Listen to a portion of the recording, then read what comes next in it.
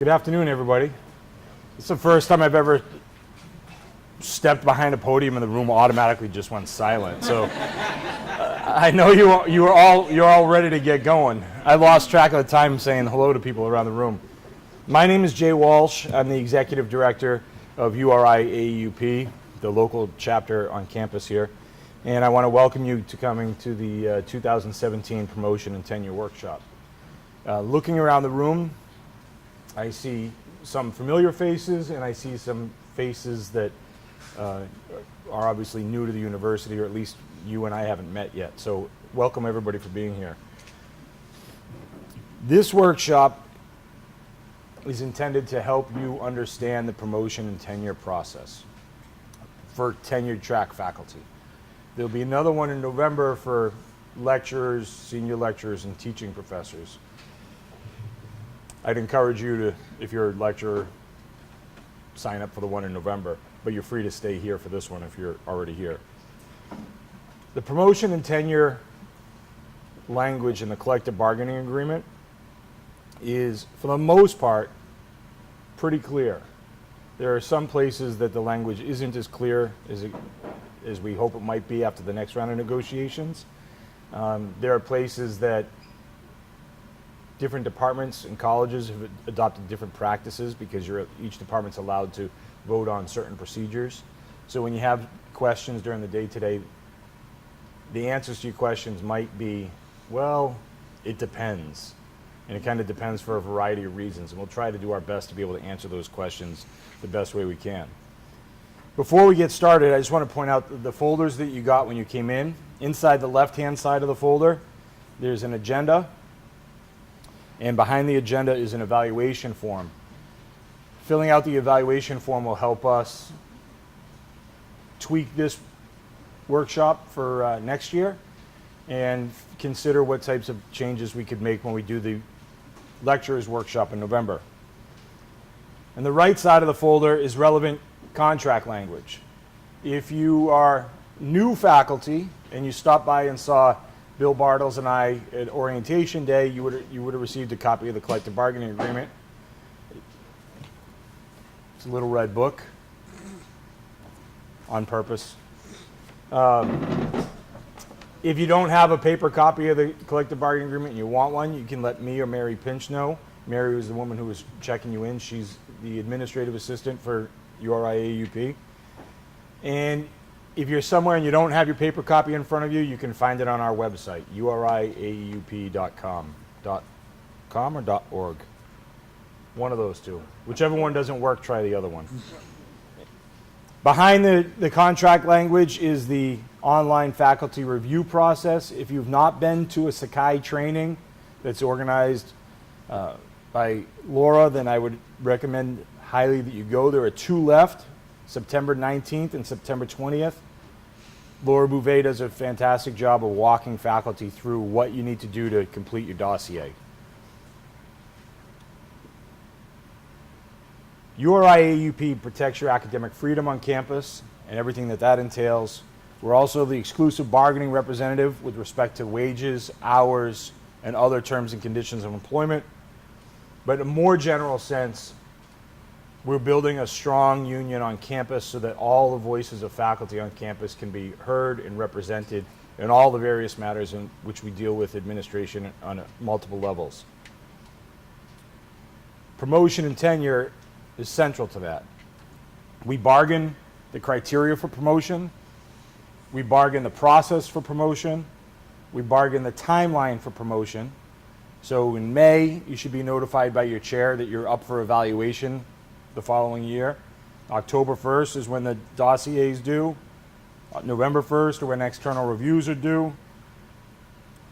December 1st, the chair needs to submit their recommendation to the dean. 5 days prior to that, they have to send their recommendation to you, so you have the opportunity to see it and respond. February 15th, the dean sends their recommendation to the provost, and then the middle of April, you get the decision from the president on the promotion decisions. All of that's collectively bargained. If you're denied tenure, the university gives you 12 months notification. You have I'm that clown that didn't silence his phone. I'll do that as soon as I'm done, sorry. If you're denied tenure, the university gives you 12 months notice before terminating your employment. So you have one more year afterwards. But you're able to file a grievance, and we follow the grievance procedures that have been collectively bargained in the contract. If you're denied promotion, say you're going from associate to full, you have two choices. You can either take the feedback that you received in the process and say, okay, that's fair. Maybe I need more publications, or I need more grants, or I need to improve my teaching, or I need to commit more to service. I'll do that, and I'll reapply in the future. Or if you think that the denial was unfair, the procedures were flawed, then we can file a grievance on that too. In either case, I strongly encourage you, if you're denied promotion or tenure, or both, that you reach out to me so we can have a conversation about the best way to protect your rights moving forward. That's the overview of the day. Unfortunately, President Dooley is not able to attend this year, so we can scratch him off the agenda. And Provost DeHaze will be joining us a little bit later. The first person I'm going to introduce is Bill Bartles. Bill is the current president of URI AUP, and he's also the chair of the philosophy department. He's going to greet you from the president's perspective.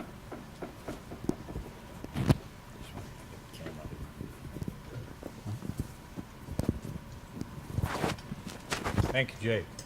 I saw that President Dooley and Provost DeHaze weren't here. I thought maybe they saw I was speaking and scared them away, but I can indulge my fantasies. I'm sure that's not the case. As he said, Provost DeHaze will be here later.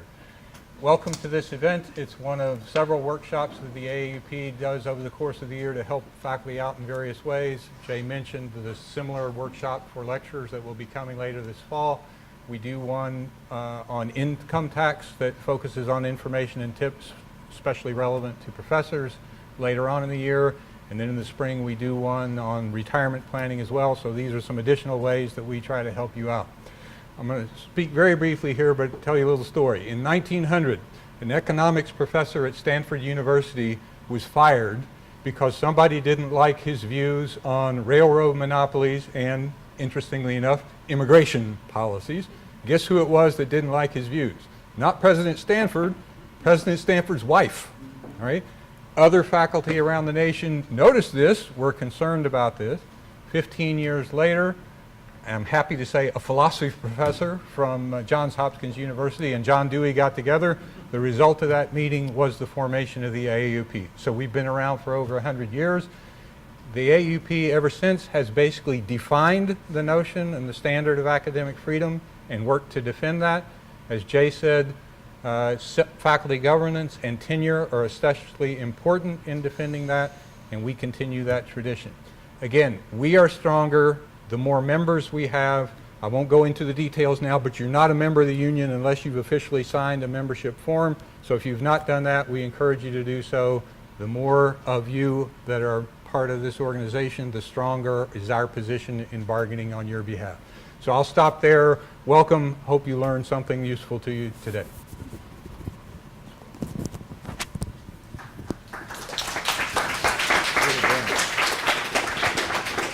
I'm going to introduce the panel now, and I think everybody that sits up here will have to kind of roll with the waves when Provost DeHaze shows up and slot him into wherever it's appropriate along the way. As one does. Yeah. The first person that's going to speak is Dean Wright from the College of Engineering. He's going to provide the perspective of how deans approach the promotion process and the promotion and tenure process, the way that they help faculty navigate that, what deans look for in making their determinations and recommendations. And Dean Wright's not going to be able to stay for the entire time. He has to get up to Boston, and we all know the earlier you leave here, the better you get there because you're getting close to traffic time up there. So as Dean Wright makes his comments, if you have questions about the dean's perspective, it's better to ask them early instead of waiting until later. After Dean Wright, Liam Malloy is Associate Professor of Economics and also the Associate Director of the Honors Program beginning this year. Just recently promoted to Associate Professor effective this summer, correct? Yep. And next to Liam is Carolyn Batensky, full professor from the English department, also recently promoted this summer, and she'll be able to provide information about the difference between promotion for full professor as opposed to promotion and tenure from assistant to associate. And then we have Travis Williams, who's the chair of the English department, who's going to be able to provide the insight on how chairs help people in the department navigate the promotion process. The chairs are an interesting spot. I'm only pausing because I'm thinking about all the variety of ways that chairs deal with things on campus. There are sometimes that chairs are really helping and supporting and pushing colleagues along the way, and there are sometimes that chairs have difficult situations that they have to try to figure out how to navigate, and they try to do it in a supportive way and protect the rights of the faculty members. And Travis will be able to talk about some of those things. So without any further delay, I'll introduce Dean Wright, and he can join us up front and provide his commentary. Thanks. Appreciate it. That's probably the TV part they want. Oh, they need for the TV. Oh, okay. Understand.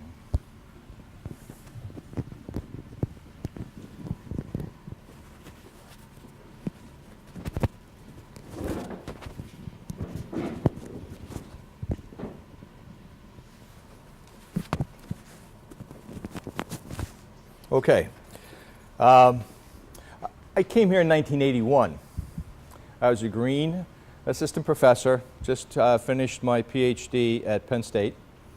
And so I went up through the various promotions just like you're going to do. So I have that perspective as far as Rhode Island is concerned and URI is concerned, so I think I can speak a little bit to that. One of the things that I think you have to recognize is that these searches that go on to fill these spots, I consider these spots gold. And I think any of the faculty positions that we have, we fought for strategically, collectively as colleges, but specifically as your college, you're fighting for those positions. And once you get those positions, you want the best available person to be in that. And so the search is something that is seriously taken, and it is run by faculty, certainly. The dean does not enter into it until the dean actually, well, in engineering anyway, the dean closes the deal. So the dean takes the priorities. I don't ask for 3 names without a priority ranking. I ask for the priority ranking. And I take the top choice of this committee, and I move forward to try to close the deal. And it's when that happens and we bring somebody in, my feeling is we don't want to lose. We brought you in after a lot of care and consideration by a lot of people, and when you're here, we want you to be successful. And I think that's what you have to understand about deans.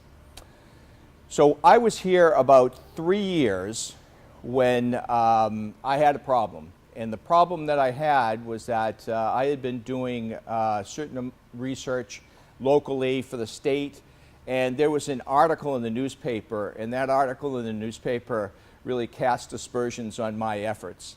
Though they didn't name me, they put enough information in there that anybody in their right minds would know where it was coming from. And that bothered me, as it probably would bother you.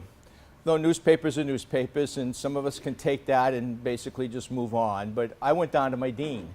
I hadn't sat in my dean's office. It was a different dean now than who hired me 3 years earlier, 4 years earlier. And I sat in his office and I said, I got a problem. And he listened to my problem, and then he went to the phone and he dialed a number, and I had no idea who he was dialing. Lo and behold, 5 minutes later, in his office comes the lawyer for the university. And he sat there with the lawyer, he introduced me, and then he said, I understand, Ray, what's going on. You can leave now. And so I left, and he worked with the lawyer.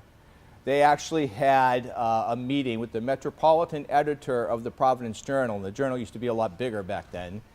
And he had that discussion, wanted a retraction. Of course, the Journal would not write a retraction. As far as they were concerned, you know, the accuracy, it wasn't specific enough to suggest that that accuracy wasn't correct. But what they did do was they decided that they would put a separate article in the journal, and they would do it immediately. And so I would be called up by the same person who wrote the first article. I would get called up.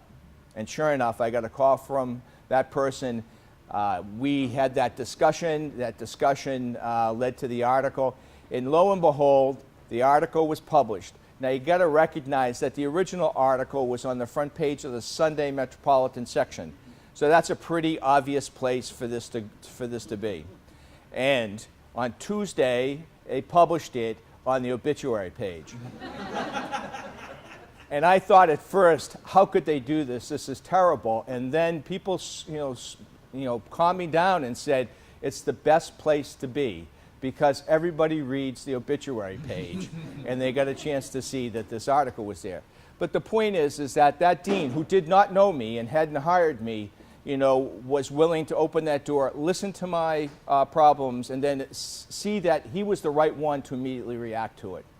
Flash forward to now, and I'm dean, and I had a similar situation where somebody came in, and the problem was about drones, and about flying drones over the bay, and whether or not that was allowable because of Green Airport and the laws that were being, at that time, written in the state.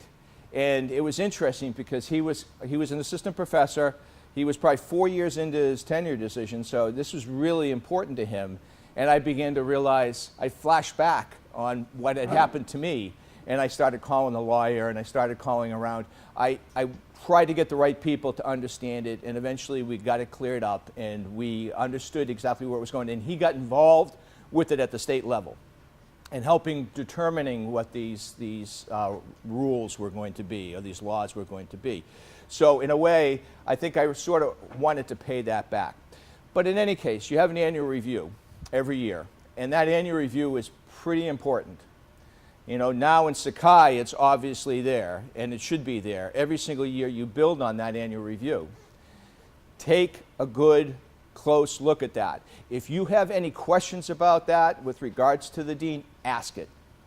Get clarification if you're confused on what that dean is asking you to do. And it's not just him, it's also your chair and your peers. But talking from a dean's point of view, writing those annual reviews takes a long time. This is not something that you sit down one day and decide you're going to carve them out. You start on December 1st and you finish on February 15th. This is really a process where you're looking at it very, very carefully. But over the years, the 5 years towards mandatory, you'll see within there if there's any weaknesses that are being observed by the dean. And you talk, and he'll offer up, suggestions on how to clear those weaknesses up. But it's important that you're seeing that dean every single year at least once. And the best time to do that is after that annual review is out. I like to see the assistant professors at least twice a year, or any time. I have 1 or 2 assistant professors that I see probably 5 or 6 times a year. Whenever they want to come in and talk about their direction or their proposal, or they want to give me good news, which is always the best thing. When you have good news, you want your dean to know that you have good news, that you have a proposal that's just been funded.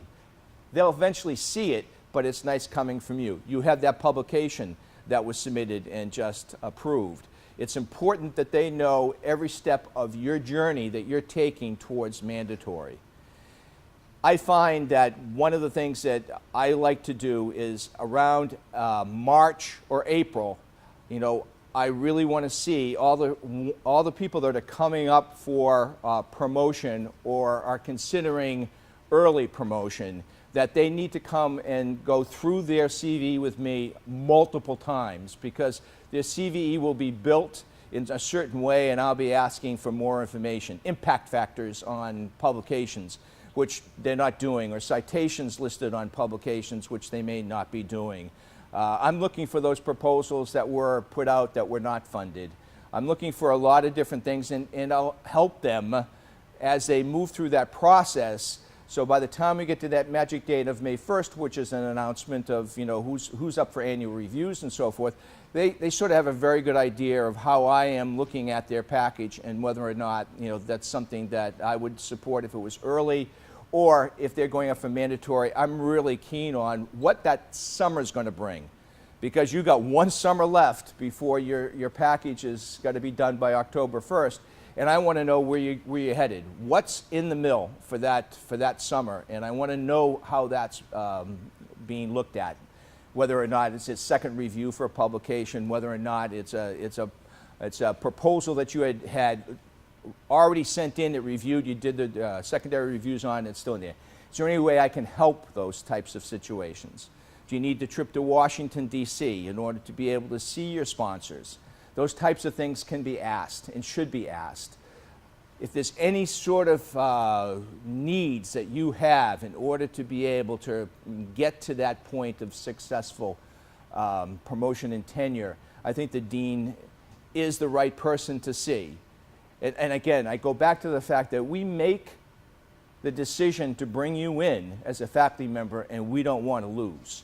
Right? We want you to be successful and be an associate professor here with tenure.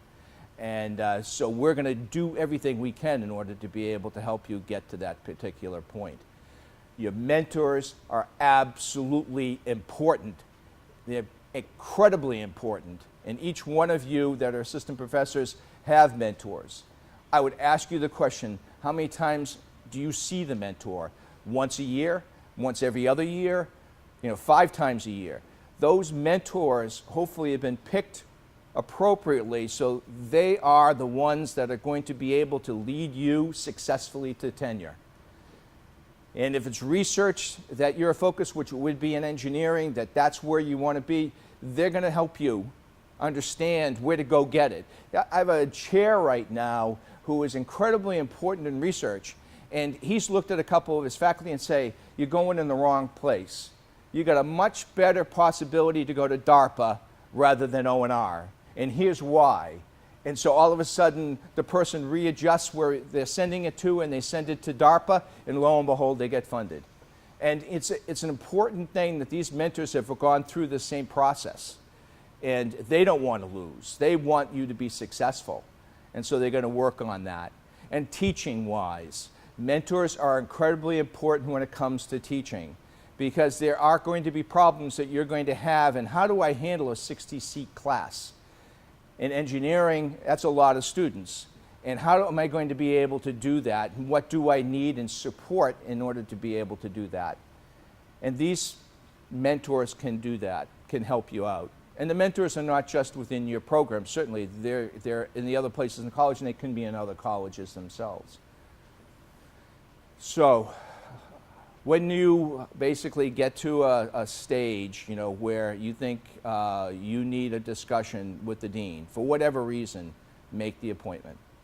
It's important that you leave that door open for dialogue and communication. It's the people I don't see that I worry about, because I think they don't come in because they don't think that they're not moving in the right direction. And I can't help them if they don't come in. So I'm constantly sending them emails to make the appointment to come in. So I'm going to open it up for Q&A, if there's any, because I apologize, I have to get to Boston, and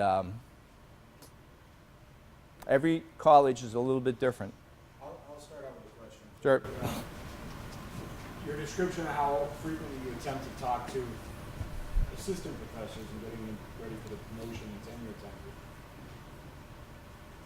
Are there times that you had as a dean that faculty been surprised if they got an unfavorable recommendation from you? Or do you think they always know going into it where you stand? I think they always know. And I think that's part of what seeing those faculty are very important, that they understand really than the one-on-one communication where I think they're weak or not weak. And I think that that's part of that review, is to really be consistent in how you're doing that review based upon the conversations that you've had. But I'll also go the other way. If I've talked with that faculty member and they're short, I believe, on getting the publications out. They haven't got any out in the last year, and I'm looking for that to happen. I'm trying to get them to understand that it's important to keep these in the mill. And they come in for the annual review shortly thereafter, and they've got 2 or 3 in the mill.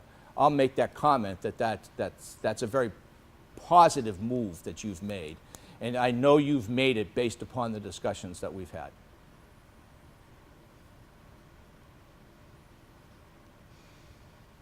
All right, here, seeing none, I'll ask one more. Okay? As a dean, I don't know if you've ever experienced it, but I know other deans on campus have. There are sometimes when peers recommend promotion, chairs recommend promotion, the deans recommend promotion, but then it's denied at the president's level. Have you ever had that happen with you as the dean, and how have you handled that? What's the conversation you have on the other side of it? Well, it is interesting. I think it can go a lot of different ways. You can have the peers and the chair approve and the dean not approve, and then it goes forward. Or you can have, the fact that the chair doesn't approve and you approve and goes forward. So you're trying to say all 3 approve and it goes forward. The one thing I find is that I have a certain vision of what I'm expecting and what was delivered to me, and in this particular case, you're probably balancing weaknesses and strengths, and so you're making a decision as a dean on whether or not it's appropriate that person be supported going up. But you've made that decision whether the publications are weak and the research might be strong, or some combination of that. And it's really up to the president to make that decision on the same package that he sees, whether or not that weakness is overcome by those strengths. I can only lay it out.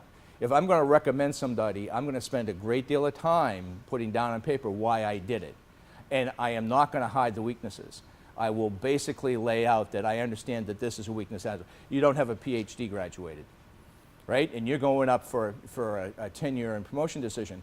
That's a weakness. I know it's a 5-year time and it's very short, but right from the get-go, you're talking to them about, we need to get those PhDs. If I can get you an RA right away, which I've been trying to do, that gets you somebody in the mill, and you need to go forward with that. But if there's no PhD graduated, can you still go forward? If these are strong over here, I can make the argument for it. But the decision is, I only recommend. The peers only recommend their comments to the chair. The chair recommends their comments to the dean, and the dean recommends their comments to the president. And I can only put it so it's very clear, not hide anything. But they're going to make the decision based upon how they interpret the package. I'll follow up on that. Yep. Do the president and the provost meet with the deans and lay out clearly sort of what their expectations are for promotion and tenure in the various disciplines? I think that the conversations that I would have with the provost, especially with regards to promotion and tenure, happen all the time. And I think part of our conversations and our meetings oftentimes are ones that get brought up that I'm having some difficulty interpreting, and I want to lay it out. I'm not letting him make the decision for me. I ultimately make the decision, but I'd like to know what his opinion is of that. So it's not done in a vacuum.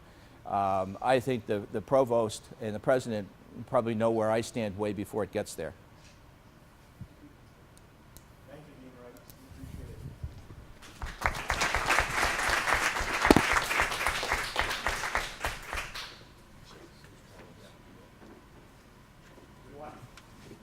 Thank you. So Provost DeHaze has joined us, and Provost DeHaze works closely with the president in making the decisions on promotion and tenure, and he's the one that writes the letter on behalf of the president. He has the most detailed insight into how the decisions are made after the dean makes a recommendation, and he'll be able to talk about that. And I do encourage you to ask him any questions that you have there also. Provost DeHaze.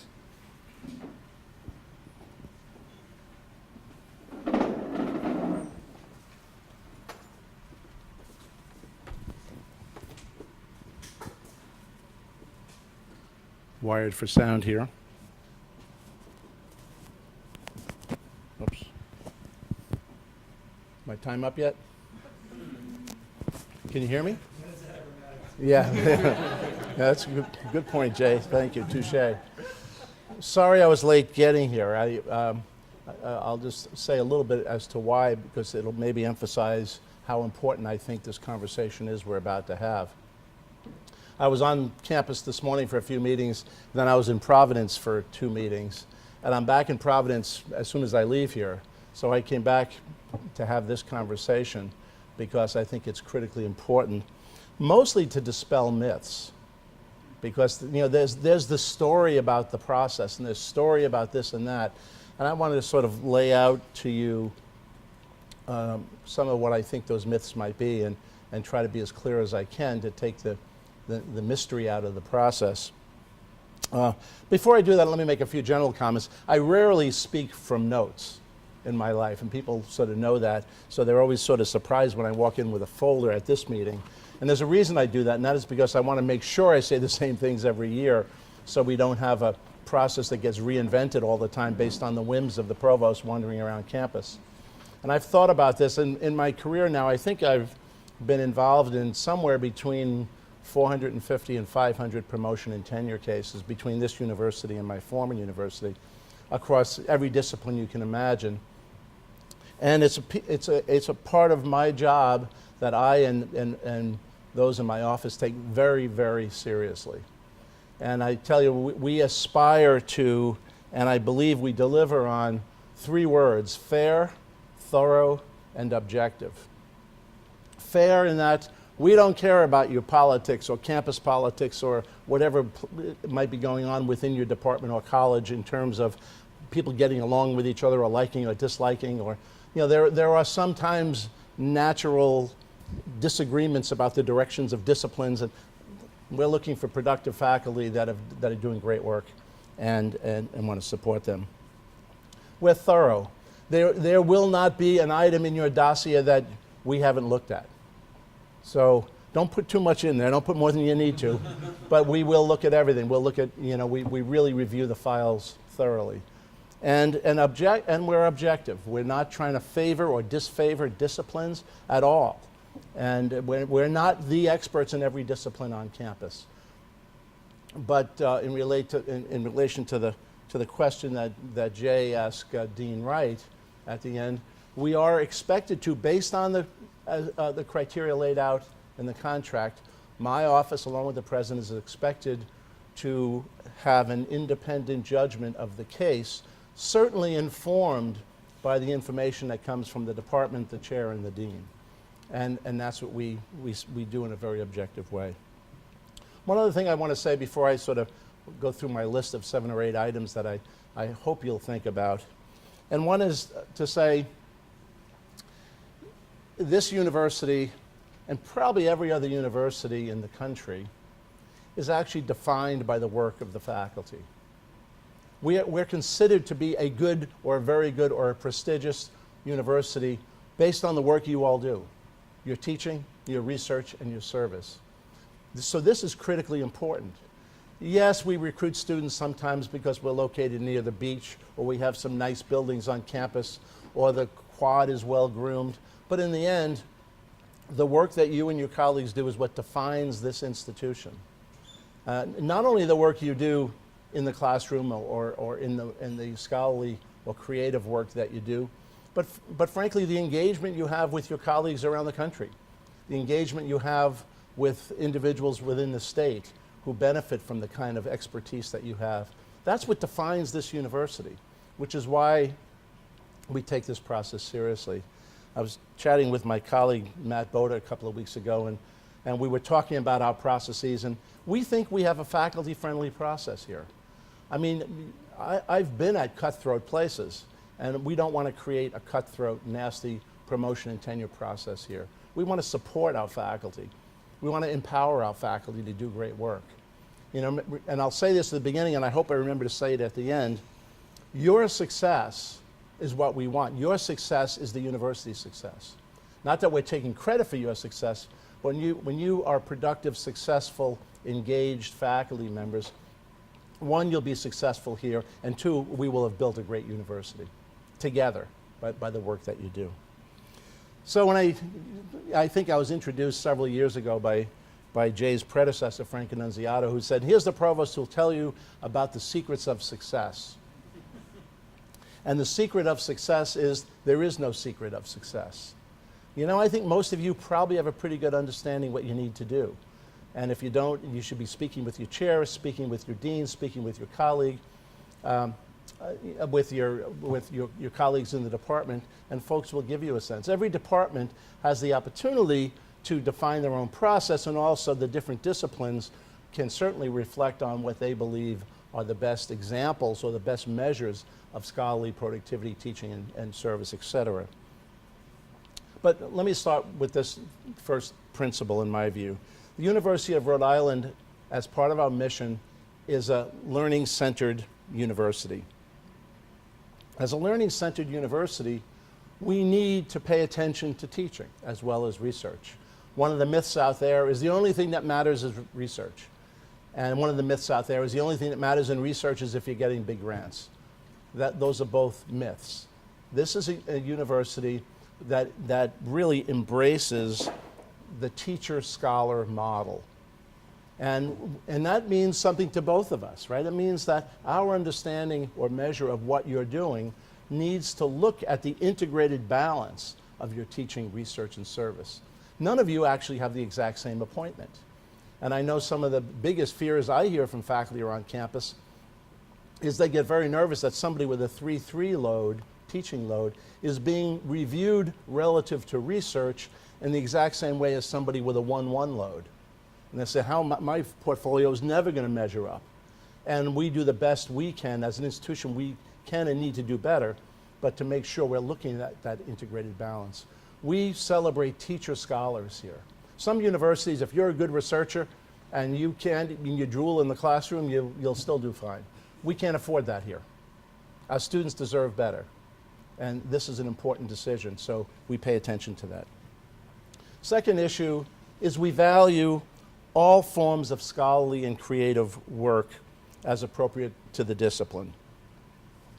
And so we're not looking for a music professor to have NSF grants, despite rumors that you might hear out there. We can understand that. We may not be as smart as other people, but we're not as dumb as we look. You know, we can actually tease that apart and try to be thoughtful about what the appropriate levels of scholarly expertise are. And we do pay attention to the commentary that comes in from faculty, from the chair, from the dean, and from external reviewers. One thing that's worthwhile, I think, you pondering, we will certainly pay attention to seeing presentations on your resume. You'll say, okay, we've published these papers, but we've presented at these. But we look at presentations, we view presentations as a precursor to publication, not as an end in of itself. So if you're making a bunch of presentations and not publishing anything, something doesn't seem quite right.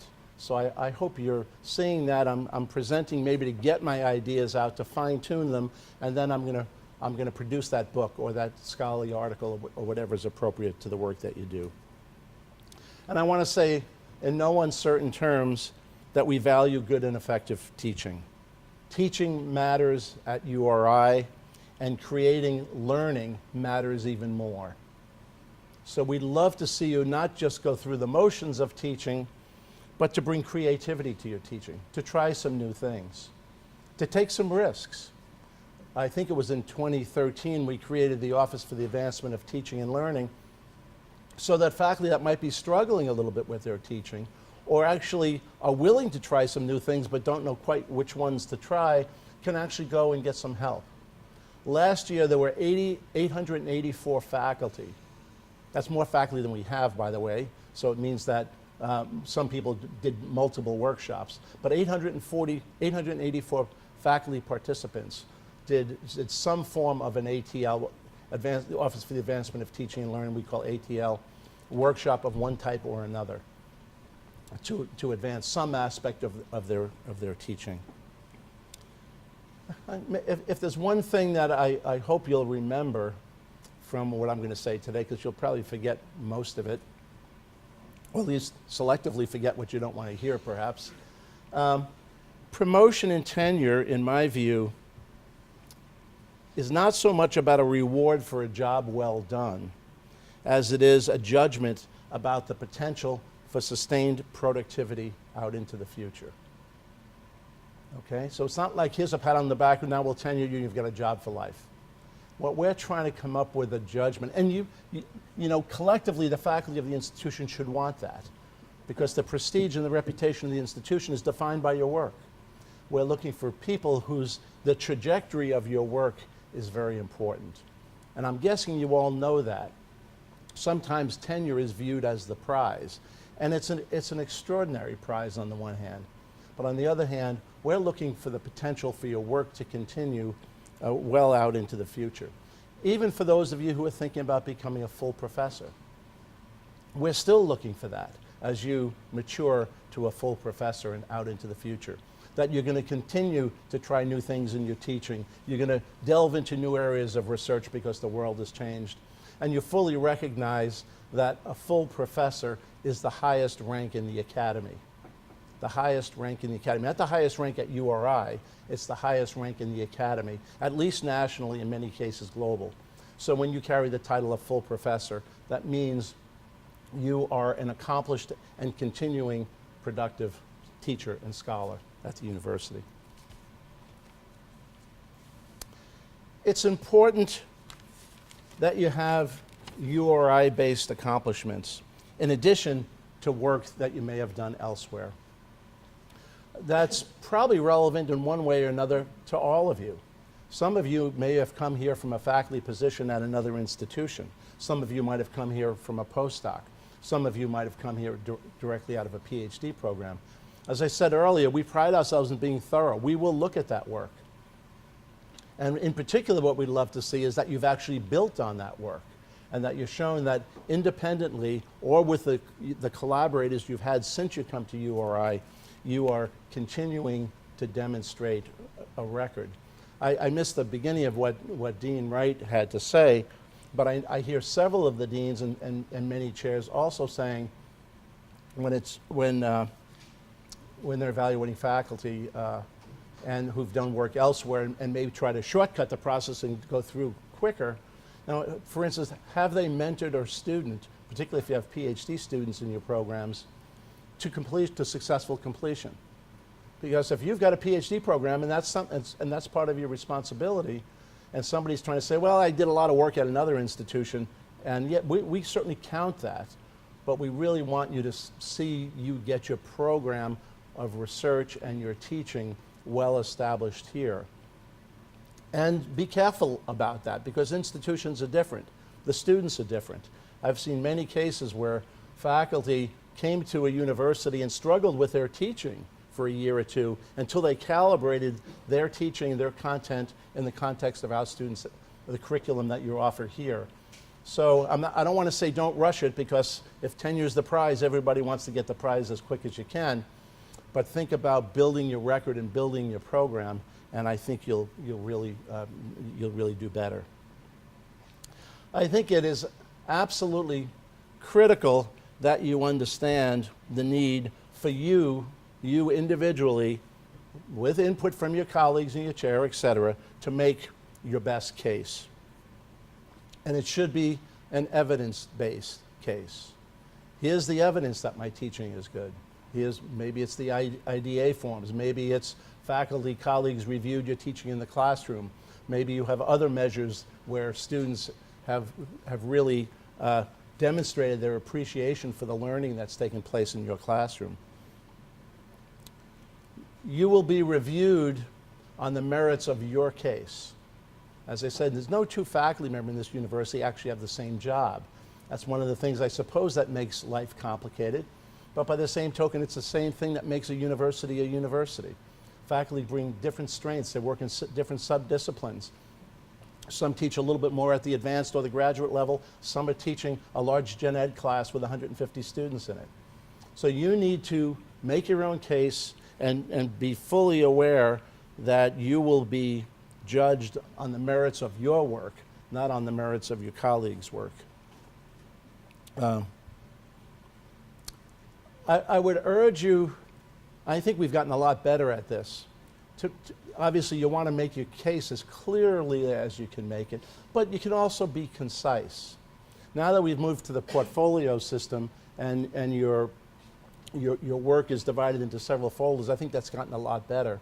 When I first got here, there were literally people with wheelbarrows of stuff being brought over. And it was like, when in doubt, throw more stuff in there. I'm not sure that helps you. I mean, your faculty colleagues can advise you on that. But sometimes it's hard to find the real stuff when there's so much other stuff in there that isn't real. You know, hyperbole doesn't help. You know, focus in on what matters. Teaching, research, and service, and evidence to support that you're doing a very good job in those areas. The process requires external reviewers, and those should be objective external reviewers. Each department will probably have a different way in which reviewers are selected to review your work, and that it's largely review of your scholarly work and its impact in the field. We're not looking to have your brother-in-law's assessment of your teaching, research, and service. And, you know, try to resist the temptation to have your grad school roommate or people that you work with on a regular basis.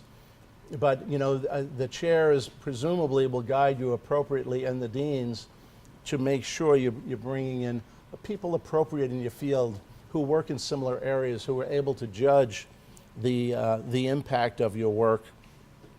And also whether you or your work are known, particularly as you accelerate up and you're looking at a full professorship.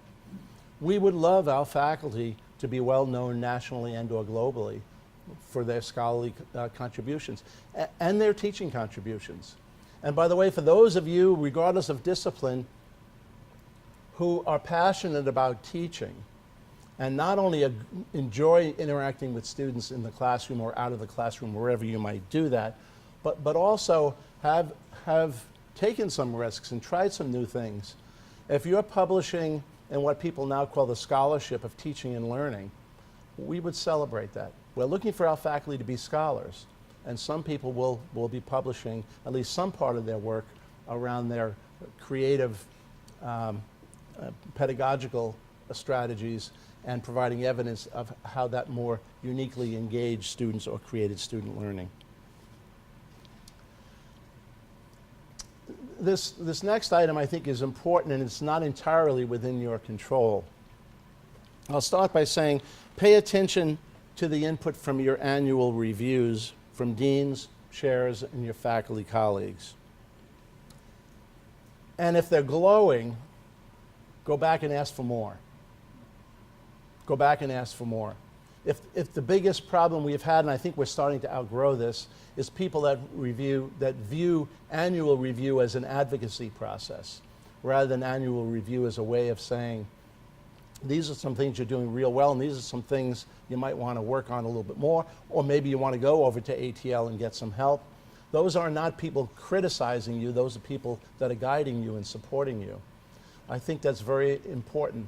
The number one item that I think causes issues at my level is when the review that happened before was not an effective review. I'm hoping that that's a piece of the past. I've got letters written by the same chair for 5 different faculty members that are the identical letter. In other words, somebody, you know, now that was years ago. I don't think that's happening anymore. We've had workshops for chairs on how to write good letters. We're not telling them what to put in it, but so if a chair is writing or a dean is writing a constructive letter, don't be put out by that. See that as your colleagues trying to support and help you. Because all of us, I mean, I get reviewed. I just got reviewed by the faculty. There's a bunch of things I need to work on. And so, you know, part of the academic process of peer review that we all respect when it comes to our scholarly work is we review each other. And when we're the reviewer on that manuscript we're reviewing, sometimes we're pretty bloody. But I don't think you'll find your colleagues to be aggressive in that way, but I think you'll find your colleagues, and increasingly, to not just tell you what you want to hear, but to actually guide you, advise you, and give you some constructive input. I urge you, and you heard me say this when you were new faculty, if that's been in the last 8 or 9 years since I've been here. Be involved at URI. Too often, new faculty come in and they're coached by people. Don't get involved. Just get your tenure. And obviously, you've got to manage your time and balance your time. But the University of Rhode Island is a better university when you're sharing your opinion on a committee or in a faculty meeting, in a college or a department faculty meeting. Rather than saying, I need to isolate myself and just do my work, I would urge you to participate. One is you'll become known. You'll find out your ideas are actually good ideas. You'll find out your ideas are new ideas for other people. We build a great university together. Remember what I said at the beginning, that the university is defined by the work of its faculty. It's not only the work you do in the classroom, not only the work you do as a scholar, not only the service, but your ideas matter. That's how curricula get revamped. It's how new courses get developed, right? By interacting, finding out the field is changing. We need to bring something new to the equation. It's the new faculty more often than the senior faculty that will provide that perspective. And it will be valued. You will be known around campus as the person who helped the university figure out this thing or that. Finally, and I'm coming to the end, tenure, this comment is particularly about tenure, is an extraordinary opportunity. But in my view, more importantly, it's also an extraordinary responsibility. It gives you the freedom. I think all of our faculty have freedom, but there's nothing like tenure to have the freedom to be courageous. Not only in being outspoken, which you can be if need be, but you could be courageous and a courageous and creative teacher scholar. You can try something new in the classroom. You don't have to worry about it failing. You're tenured, right? You can start a new line of research, something you've been thinking about for years but you've never jumped into. You have the freedom to do it. You have the responsibility to do it because tenure gives you that responsibility. The responsibility to be an innovative. And finally, I think I want to end by saying, I don't think the process is mysterious. I don't think the process is mysterious. Talk about it in your department. Talk about it with your colleagues. We're looking for excellent teachers, excellent researchers, and people that are willing to give of themselves to benefit their department, college, and university, or maybe to build connections off campus. It's a lot of work. It's hard work. It's important work. And there may be nothing more important than the work that you do. And there may be no greater impact that you'll have than shaping the minds of these young people that pass through our hallways and go out in the world and will speak well of you, and your work will speak well of this university, and ultimately, I think, will also help create the reputation of the university. So we're in this together. Your success, your individual success, there's nobody in this room, besides myself and the president if he was here, that wants to see you succeed. It's really important that you succeed because that's what we're all spending all of our time is to bring great faculty to this university, give them room to do their work, and hope like heck that they're successful. If we do that and we do that well, the University of Rhode Island will continue on the trajectory that it's been on. And one of the things that's happening, I'll just end with this because I was sort of startled to see it myself as we're reflecting back over the last 10 years as we go through our accreditation review. We've added 105 points to the SAT profile to the entering freshmen of this university in the last decade. Dean Labuti's done a great job recruiting, but the reason we can attract bright students who want to be here is because they want to work with you and learn from you. Not because of Dean Labuti, certainly not because of Matt Boda. No, really, seriously. As the university's reputation builds because faculty create great learning opportunities in and out of the classroom, in structured and unstructured classes, and because of the reputation of their faculty that they hear about and read about, that's how you build great universities. Your success is our success, and your success defines the university. So thank you very much.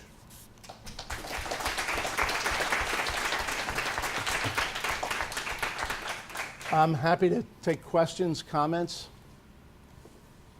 Whoops. I was going to walk away with my... One point I wanted to echo that I agree with you Only one? That's the beginning. It was better. Last year, there was nothing, no. No. The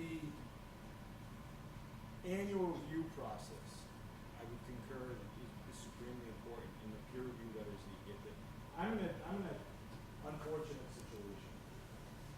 You guys all see the great peer reviews, you see the promotion.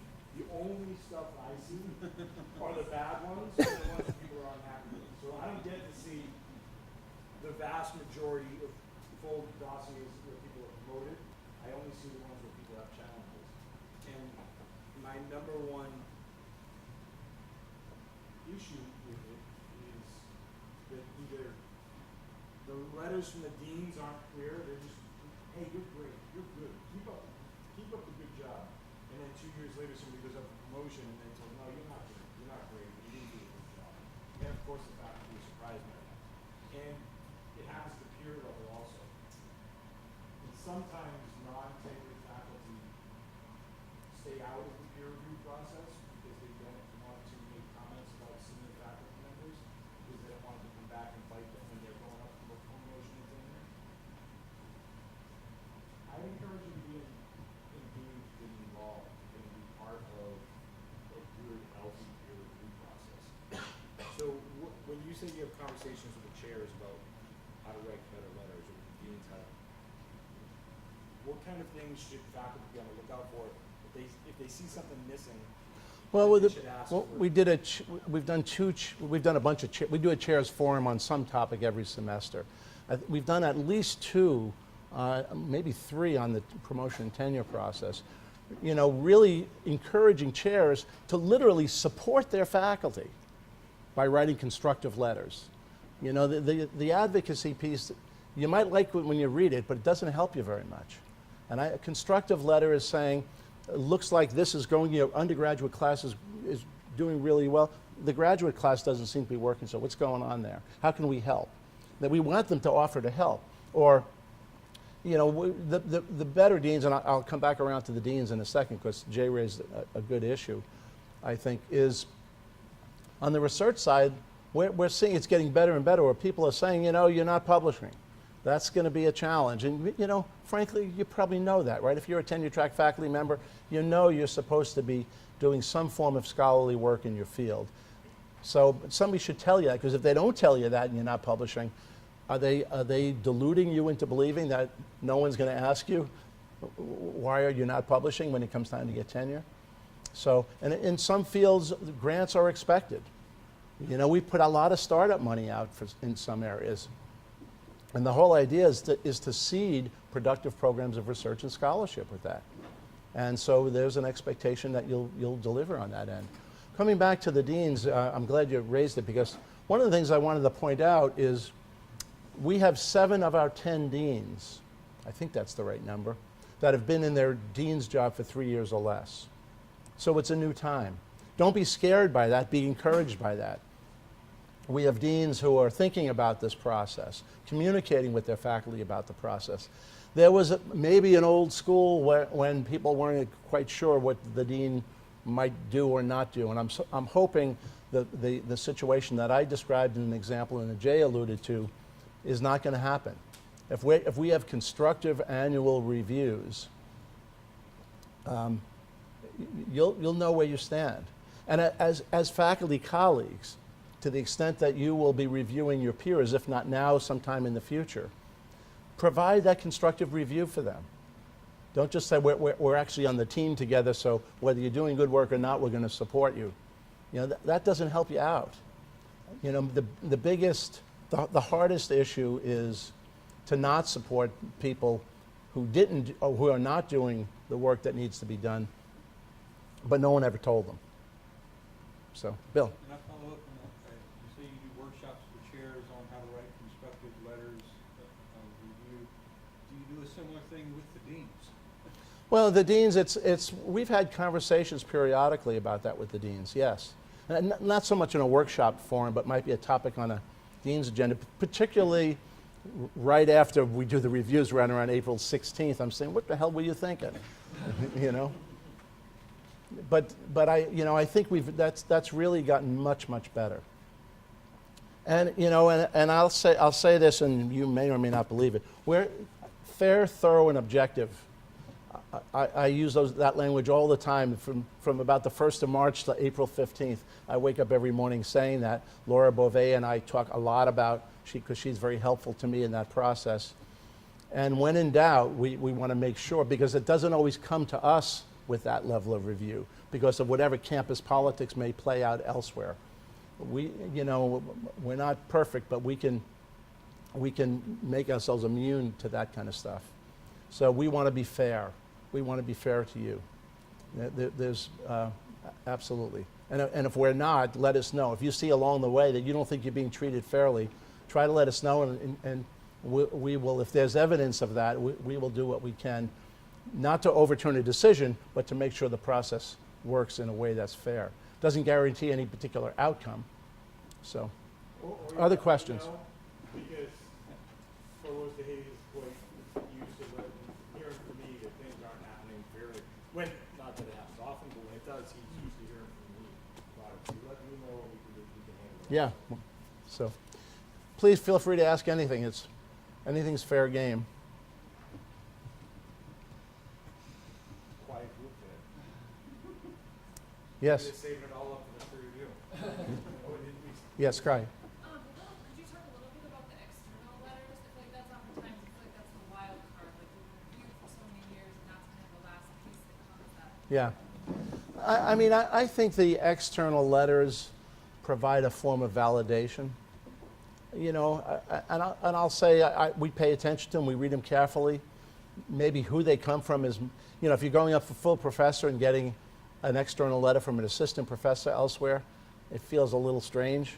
So think about, you know, work with your chair and your dean, make sure that the selection is objective. They influence the process, but I don't think someone's going to get promoted or not promoted solely on the external letters. That's been my experience. I trust your colleagues, your chairs and your deans, first and foremost, but the external letters do provide some validation.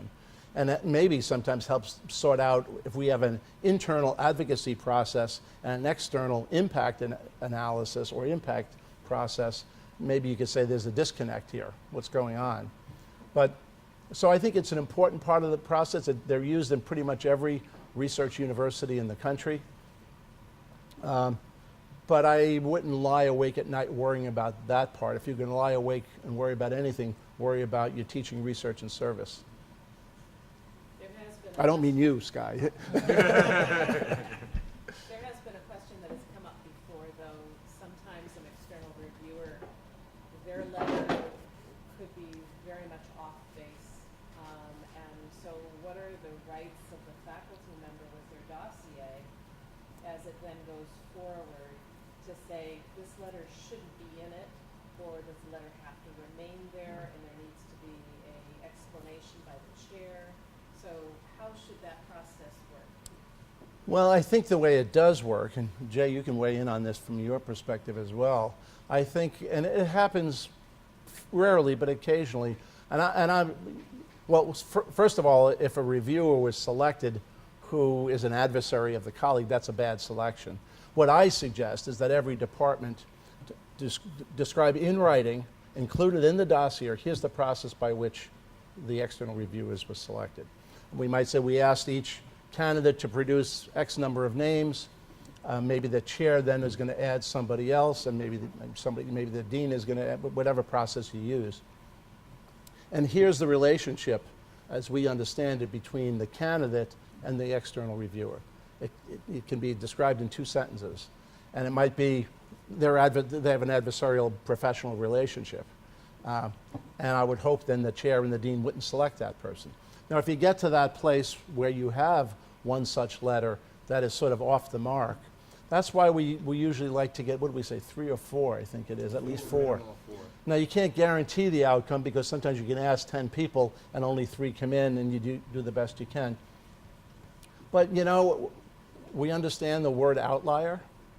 You know, if you've got 3 very strong letters and one that says this person is really terrible, that not going to carry very much weight. Now, whether or not it can be removed from the file, I don't know that that's a request that's ever come to my level And I don't think that happens. Do you know, Jay, whether? It hasn't happened in the ones I've dealt with. Yeah. And so it probably stays in there, but it gets explained by the chair and the dean as we think it's an outlier, or it's based on, some kind of a negative relationship or different philosophies in that area of research, et cetera. I'll just add the description of how the external reviewers were selected is important, because in some instances, one that comes to mind right after I began the job, the chair insisted on some external reviewers being used, knowing that those external reviewers, at least the assumption by the faculty member was, the chair knew the external reviewers weren't going to provide favorable reviews because there was internal politics in that department, and the chair chose questionable reviewers. This is an example of where, when the provost talks about wanting to make sure it's fair, when the provost looked at that faculty member's dossier and the situation was going, suggested a way to be able to deal with that. Another issue, and it's come up recently, in the last month or two, is really the time people start saying, who needs to be the external reviewers? And I'll say this carefully because the provost and I haven't talked about it. Matt and I have talked about it. The language in the contract says that the external reviewers are determined by the faculty member and the chair, and then they're sent to the dean for comment. The dean doesn't have veto power, and the dean doesn't have the power to add people to it. But the flip side of that is, if the dean gives you a signal, this person might not really be good, you got to consider that recommendation, because the dean's going to be looking at the external review and say, I told them this person was no good, and they still put him in there. I'm not giving that letter any weight. I haven't done 450 reviews like the provost has done. I've looked back at some historical ones. I've seen several over the last year. I agree that I have not yet seen a file where promotion or denial hung on external reviewers' letters. Yeah, I think that's probably a safe bet. Any other questions or comments? Well, I wish you all the best as you move forward, and I'm confident. Most of our faculty are successful here, and most of our faculty are successful because you do great work. The best part of this whole process is not the few in the end that Jay sees; it's the other 40 that. I got to write a piece a few years ago on a book about the job of a provost, and I talked about the extraordinary opportunity personally for me to learn from being in this role with faculty across this an enormous breadth of disciplines, is doing amazing work, and I get to read your file. I don't have to read your file. I get to read your file. I get to read about the great stuff you're doing in the classroom. That's what makes this place tick. So, thank you. And I am going to have to head back up to Providence now.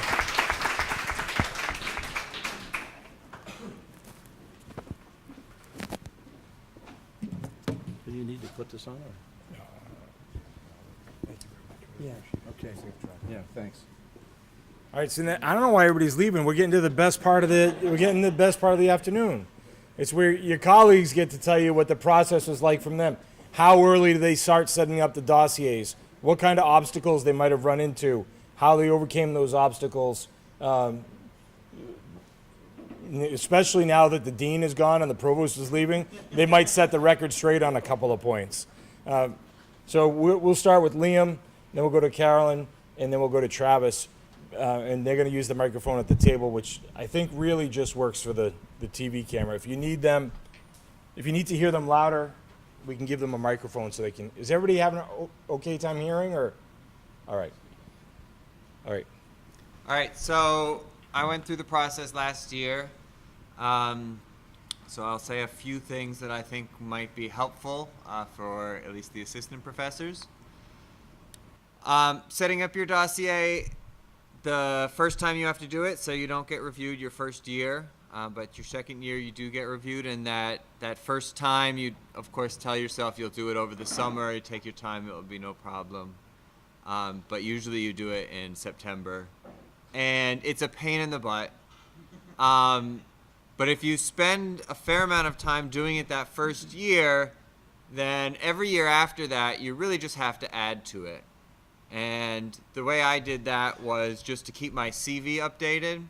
And then I would go through my CV and say, oh yeah, I remember I did that, and put something about that in the dossier and just go through. So I found that helpful, and frankly, even the last year when I was going up for promotion and tenure, I didn't add that much. So a couple things I did add. One was just there's a spot towards the beginning of the portfolio where you can have sort of a personal statement. And I thought this was actually the most useful for setting expectations for external reviewers. So in economics, we have no graduate program, and I'm not sure when the last time we got a grant was, but it was not in living memory. So basically what we do is teach and do research, and we do a lot of teaching. And so I tried to set that expectation. This is the number of students I teach. These are our publication expectations, so that an external reviewer looking at it, especially from a program that has an active graduate program, would have those expectations in place.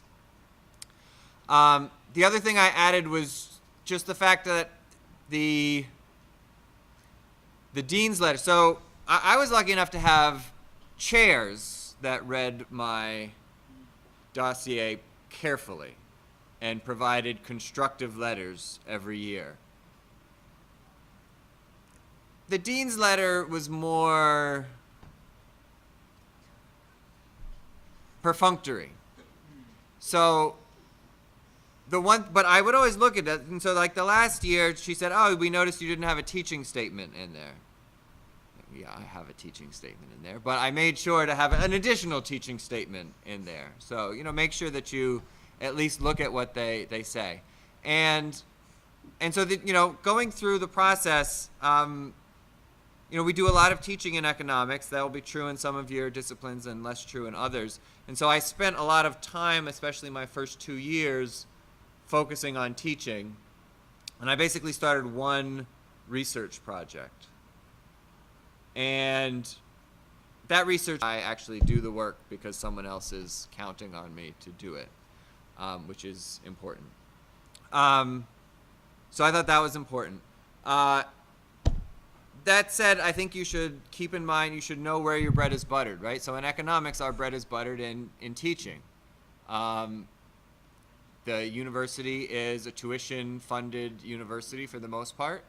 And certainly in economics, that's what we do. And so that's, I think, was not unreasonable to focus on teaching, but I also needed to make sure I was keeping my research up. For service, I agree with the provost that doing service and getting involved is good, but it's good to find service as an assistant professor that is time limited. And so the service that I did was the university college advising. It was like 3 hours a week. It really let me get to know our students and our requirements really well, but it didn't take any additional time. And so I thought that was a good level of service to do. You don't want to get involved in so much that you spread yourself too thin. The other thing I'll say is that it's good to have, so we didn't have quite the active dean as Dean Wright, but it's good to have, depending on your situation, it's good to have either that active relationship with your chair. In arts and sciences, we have a lot of departments, so it's not surprising that our dean was a little less active. It's good to have that active relationship with your chair, so that he or she can tell you, what you need to be doing and where you should be going. And or with your dean, right? If you're in a smaller college and your dean is much more involved, then that would be helpful as well. My chair came to me around year 4 or 5 and said, you had a kid, right? And I said, yeah, we had our 3rd daughter. And your older daughter, she's got a little bit of health issues? I said, yeah, a little bit of health issues. why don't we ask for an extra year? Get those extra publications in. And I thought that was good advice, right? So I had, as I said, I was a little behind in the research. I had a bunch of things going at that point, but the publication process, at least in economics, can be fairly slow. So I took that extra year, and in retrospect, that made things much, much less stressful, because those publications were now publications. They weren't R&Rs. They weren't, yeah, it's accepted, but it's not published yet. So by the time I actually went up, it was a relatively stress-free process. At least as stress-free as it can be. So I'll stop there and turn it over to Carolyn, and then we can do questions at the end. Could everybody hear everything that Liam said? You could hear? Okay. So I just was fortunate enough to be promoted to full professor last spring. I would say that the the main difference between going up for tenure and going up for full is that there's a lot less at stake. So it was by definition less stressful, although it was still, something I thought about a fair amount.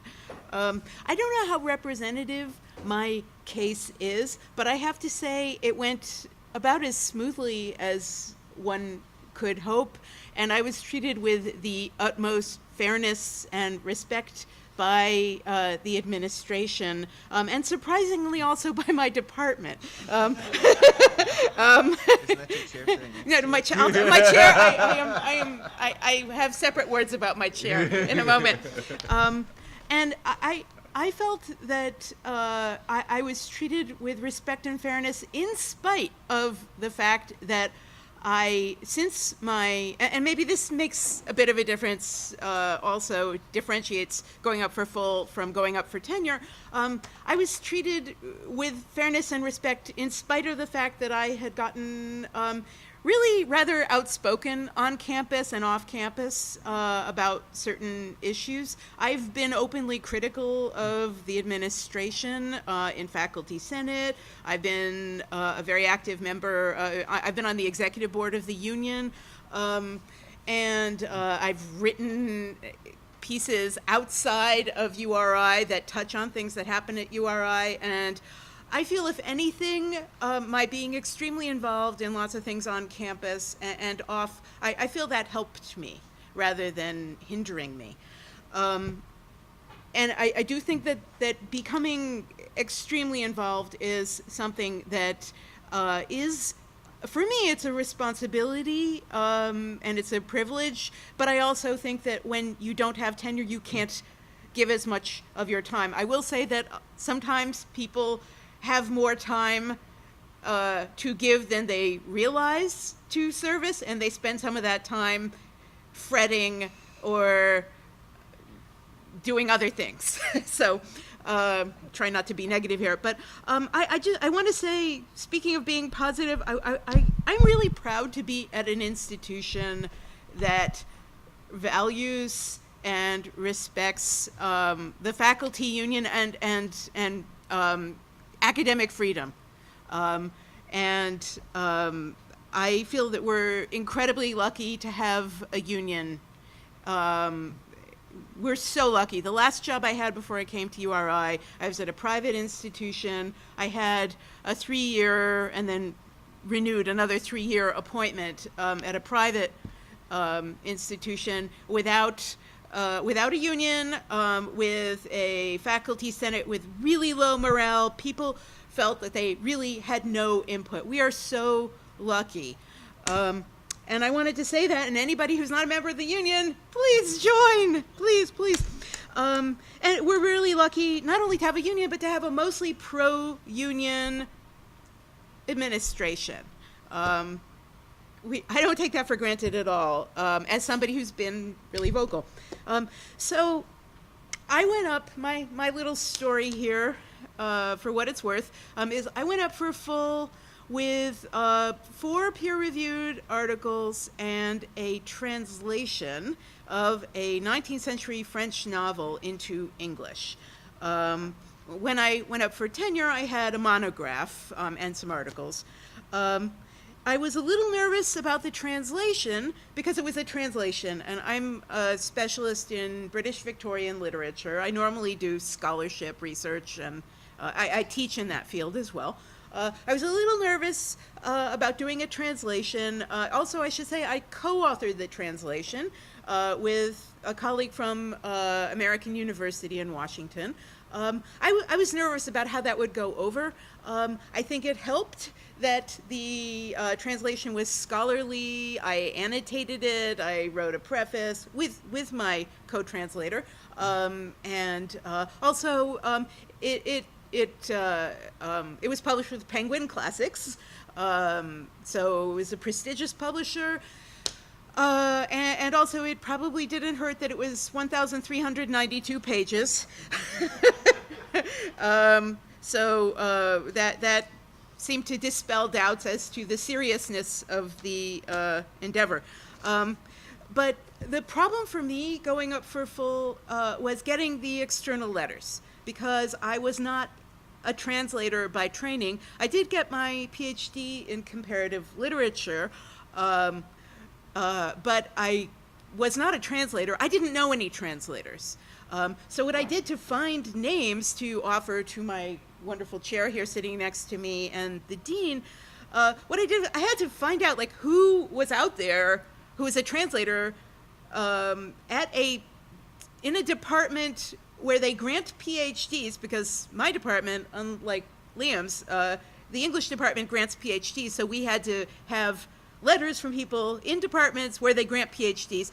The recommender, evaluator had to have a full professor rank him or herself. This was a tall order. So finding a translator who was also a PhD at an institution where they give PhDs, and the person had to be a full professor. So I had to do a lot of research. I looked into who was translating French novels, particularly from the 19th century, who would be qualified to do this, who had the right rank. And anyway, finally I found a bunch of names. I didn't know most of these people from Adam. I'm incredibly lucky that it worked. 3 of the 5 people whose names I gave, I'd never met. They didn't know me. But they, with some quibbles, they liked the translation and they said nice things about it and the rest of my record. The other 2 were people I knew.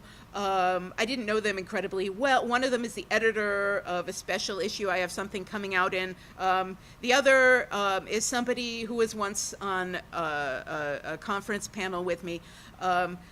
It all worked out okay. I'm extremely lucky. The last thing I want to say is that I don't know how representative my case was. I don't know how representative I am as an unscarred full professor, or unscarred in this respect, I should say. Okay?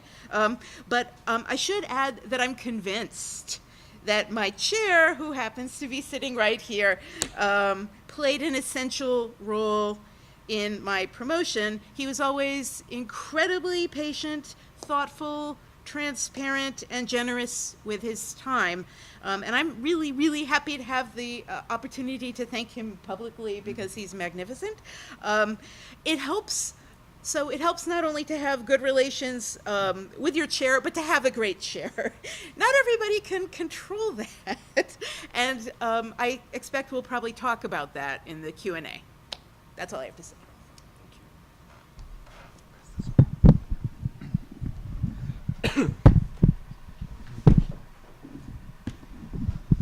Hi, everyone. If you can't hear me at the back, signal somehow and I'll speak up. Oh, well, we'll see what we need. So I'm Travis Williams. I am the chair of the English department. I have just finished 1 year and I'm starting my 2nd year. I myself was tenured 4 years ago, so I am still an associate professor. And everything I'm going to say about my views and my practice as someone who deals with tenure and promotion cases and also annual reviews is drawn from extreme reaction against the system that I myself came up in the years before I became chair. The first thing, there are 3 points I want to make to you about how I think the chair should function and how you should expect your chair to function in this process. The first is that the case is the chair's to run. The candidate puts together the materials and they create the dossier, but the case itself to run should belong to the chair. If you are being asked to correspond with your dean about things logistically, or if you're being asked to contact external reviewers or to manage that calendar, then something is wrong and you need to fix that. And probably that means going both to the union and to your dean or associate dean, whoever you deal with most of the time in the dean's office. That's the chair's job. I consider that my job. So, for example, I find it in my field increasingly difficult to get external reviewers to accept the job of reviewing a dossier. And so I now know that it's my job to start this process in January or February, whereas it used to be April, because I need to get this work on their calendars early, because people by April have their summers sorted out and they won't put it in. But in January or February, they still might do it. And that's on me. It's unfair to expect the candidate in the year before they go up to be thinking in those terms. So for that's what I mean by running it.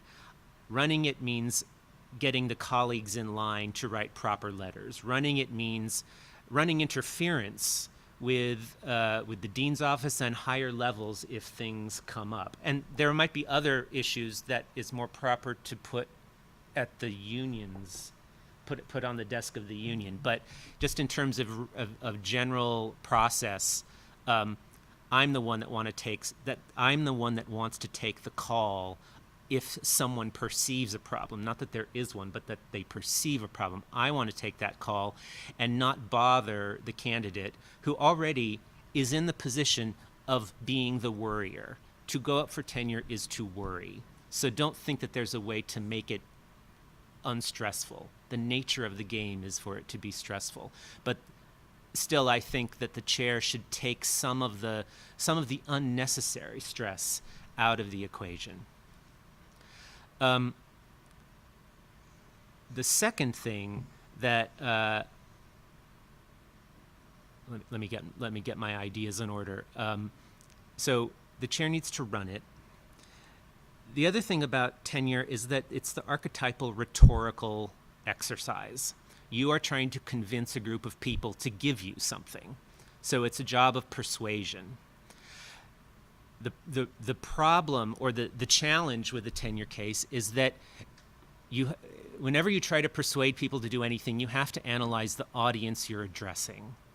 And in the case of a tenure case, the audience changes as it moves through the ranks. And so what you need to provide those people is going to be slightly different each time. Now, of course, you cannot produce a different dossier for each rank as it moves to the university.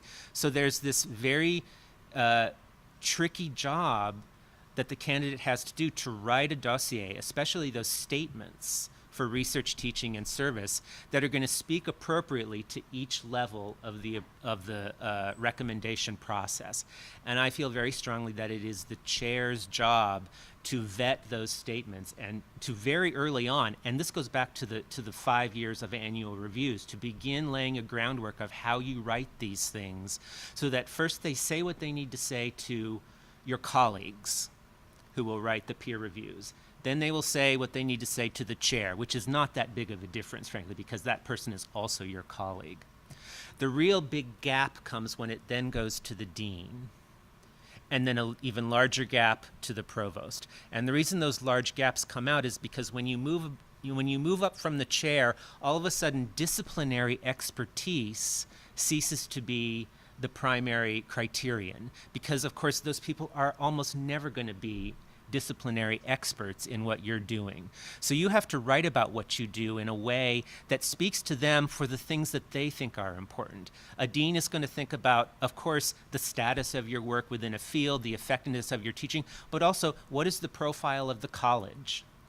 Are you fitting with what the college's mission is? Likewise with the provost and the president. What is the profile of this university? Have you made use of its opportunities? Have you contributed to it as a citizen? So the chair at that fulcrum serves a really important role as a translator or an interpreter, and he or she should be able to read your draft documents and say, this works really well for faculty, but you're going to have to adjust it so that it speaks in a better way to, say, Chafee, where my dean is located, or Green Hall, where the provost works. And I really support what the provost said about don't throw everything into your dossier. When I came here, we were still in the paper era, and I did have a binder this thick in my first year of review, because that's what I saw everybody else doing, and I was scared that if I didn't have something as thick as the Manhattan Telephone Directory, I was somehow failing. I now realize that because I have to read everything very carefully to write my letter, and so will the dean, and so will the provost, or people who are helping the provost. Less is more. 750 words to describe your teaching, 750 for research, 750 for service, that is a good number. And I also subscribe to the idea that if you can't describe what you have done in that amount, then probably you don't deserve tenure. So it's really about highlighting the big stuff, and not thinking that someone at the dean or the provost level needs a half-page précis of every course you've taught at the university. They're not experts enough to know how to read that, and it's not helpful to the task they have before them. Speaking to what Carolyn was saying about her own case, that was one of the cases that I ran last year. And I want to bring up now what I think is actually one of the one real flaw in the way URI runs tenure and promotion cases, particularly tenure cases and promotion to full cases. And while of course there can be weaknesses because you may have an inattentive chair or a dean who is not really doing a proper job, that of course can always happen, but there are ways to get around that. The real structural problem I find at URI is at the Council of Deans level. This is an extra statutory insertion into the tenure and promotion process, and I have found it immensely irritating when the case gets to that place between February 15th and April 15th, and I suddenly start getting calls about things where people who are not experts in my discipline nevertheless are arrogating to themselves the right to be experts in my discipline, and asking the kinds of questions that it is not their place to ask. And so again, this is where the chair running the show is important. You cannot ignore this. You can't say go away until the system changes. But the system does need to change. Until it does, it's my view that the candidate should never know about that call. The chair... If you want to mention. The chair... Okay, so I got a call from my dean about something in Carolyn's case because some people decided that they didn't think that translation was a scholarly activity. And everyone in my discipline knows that it is. And so I had to drop everything and write another letter to explain to a group of people who should have known better that translation is a bona fide scholarly activity. And I did it, and it worked. But I should not have had to do that. And that's why I call it a real flaw in the system as it runs at URI. Since this is a union event, and I am a member and a strong supporter of the union, I will say that what I think is needed is for a very powerful grievance to knock them back and teach them their own insignificance, because it's not in the contract. I'll jump in right here, and I'll share news that Travis doesn't know, but some people in the room do know, is that on, if I have the dates correct, June 29th, I wrote a letter to the Council on Post-Secondary Education and indicated that the use of the Council of Deans in evaluations and annual reviews was not in the contract. It's a practice that's existed for a number of years here. And the union was putting the institution on notice that they can no longer follow that practice. And that therefore 30 days after that, they had to cease using that practice. It hasn't come up. It won't come up again for the spring. So we've done our legal due diligence in notifying the institution. We'll see what the institution does when it comes up. And it wouldn't be a grievance in that case, then it would be an unfair labor practice because they've been notified. It might be helpful to explain what the Council of Deans does. Yeah, I think some people may not Who know about it. knows?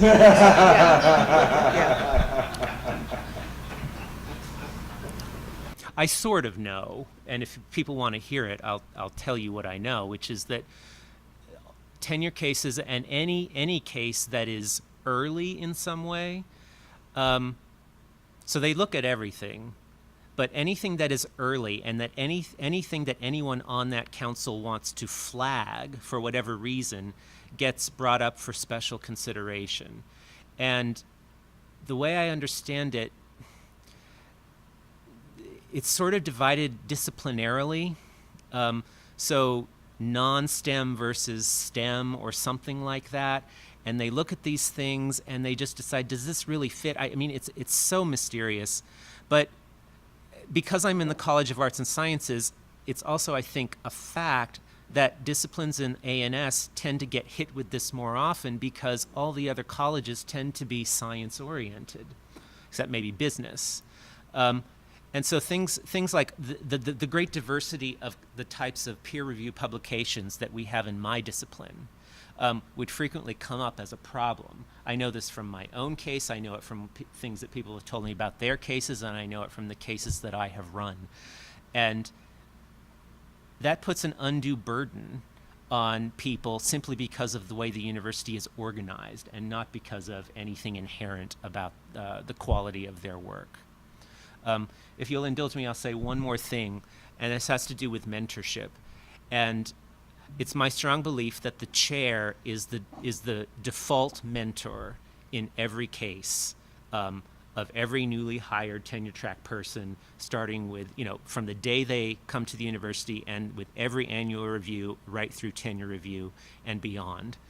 Naturally, people are going to find their own personal mentors, informal mentors, but you can't depend on that. If you don't have a chair who is talking to you at least once a year in a substantive way about where are you now, what are you going to be presenting, what do you need to get where you need to go on a yearly basis or a twice yearly basis, then again, I think that's something that needs to be rectified. And if you can't fix it in a one-on-one with your chair, then ask, say, maybe some senior colleagues to intervene, ask your dean to intervene, find someone with some power who can get that changed. Mentorship, the default mentor has to also be within the official structure of the approval and recommendation process. If it's just someone random who you have a rapport with, that's very useful, but it's not the same thing as being the person who will also advocate for you with the dean, with the provost, and those other levels when it comes to that point. So I'll stop now.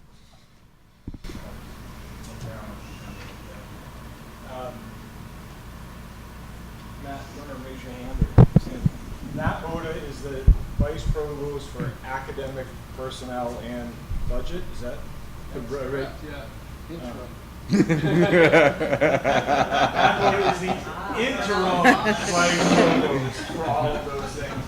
Until 6 months ago, well, a few less than that, Matt was a faculty member, like all of you, for a long time. He's now moved into the vice provost role. Matt works very closely with the provost in these issues, and when we have disagreements about how things are handled, Matt and I work closely on attempting to resolve them, and when we can't resolve them, try to have a clean street fight about who's going to win it. You can ask questions and answers to any of the panelists, or you can ask Matt some questions about things that the provost might not have addressed that you're concerned about, or you can ask me, or if you throw a question out there, maybe all 5 of us will address pieces of it. But whatever the kind of questions you have for your colleagues, for Matt, or for me. Can I just say a couple words? Sure, there? of course, go ahead. So let me I just want to, give a little context to my role in this. So where I really get involved in this process is not at the most pleasant stage of this process, okay? It is if there are issues, if somebody gets denied either tenure or promotion, then, I have to get involved and try to work things out with Jay and the union and the candidate. And, it may involve formal hearing processes, it may involve third-party legal arbitration or whatever it might be, but that's kind of where my role really gets kicks in. But I just want to back up for a second and say a couple things. So Jay gave you a couple of biographical details about me, and in fact, I've been in URI for 25 years. I happen to be a professor of labor and industrial relations. I got my start in that field by being an elected union official back in the mid-'80s. I was working in technical side of highway construction that happened in my union. And I went on to get a PhD in labor and industrial relations. And besides my work here as a professor of labor and industrial relations, I have a practice, or I had a practice, it's kind of in hiatus right now as a labor arbitrator mediator. And the reason I say that is just to talk about myself, but to say that I'm personally, and I think the administration generally is extremely committed to issues of due process, okay? So, and Jay and I have dealt with a couple of cases already, not just on tenure promotion, but other things. And we really, I've always said, as I taught labor industrial relations, I really, truly don't see grievances or other things as a fight to be won, but rather as a problem to be solved. And so we do try to get into sort of a problem-solving mode. We go in with an open mind, with open persuasion. Jay is a very good advocate for the faculty. He raises issues. Frankly, I never thought I would think of. I think, sometimes they'll say we're, in violation of the Constitution, the Geneva Convention, a few papal bullets. I think the provost said hyperbole doesn't help. But nonetheless, he's very good at bringing up issues that we can think about. And I think we are open to persuasion. We go into it with an open mind, and we go in to try to resolve things.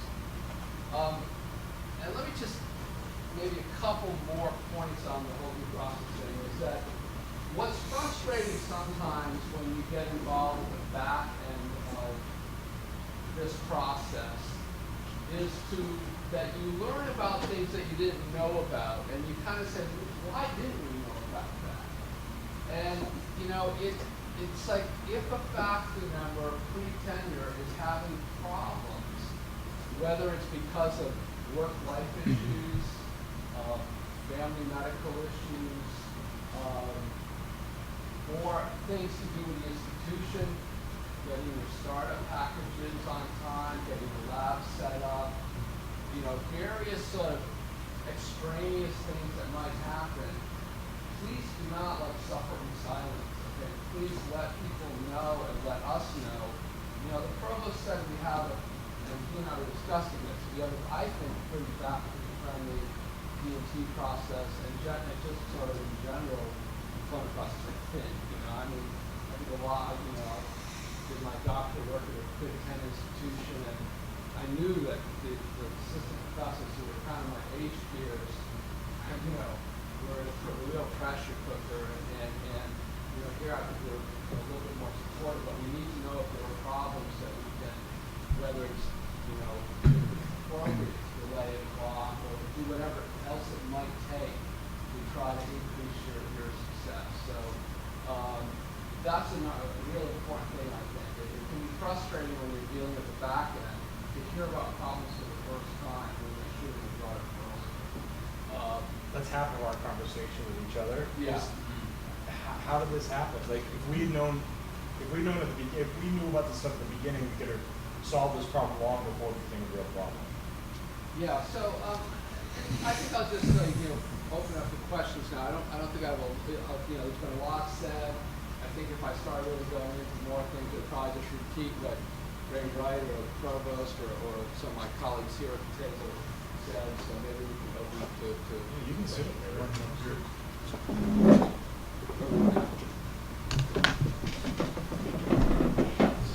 So anyone have any questions? Jay, you're on the show. So. No, that's why I sat behind the table so you can't look at me.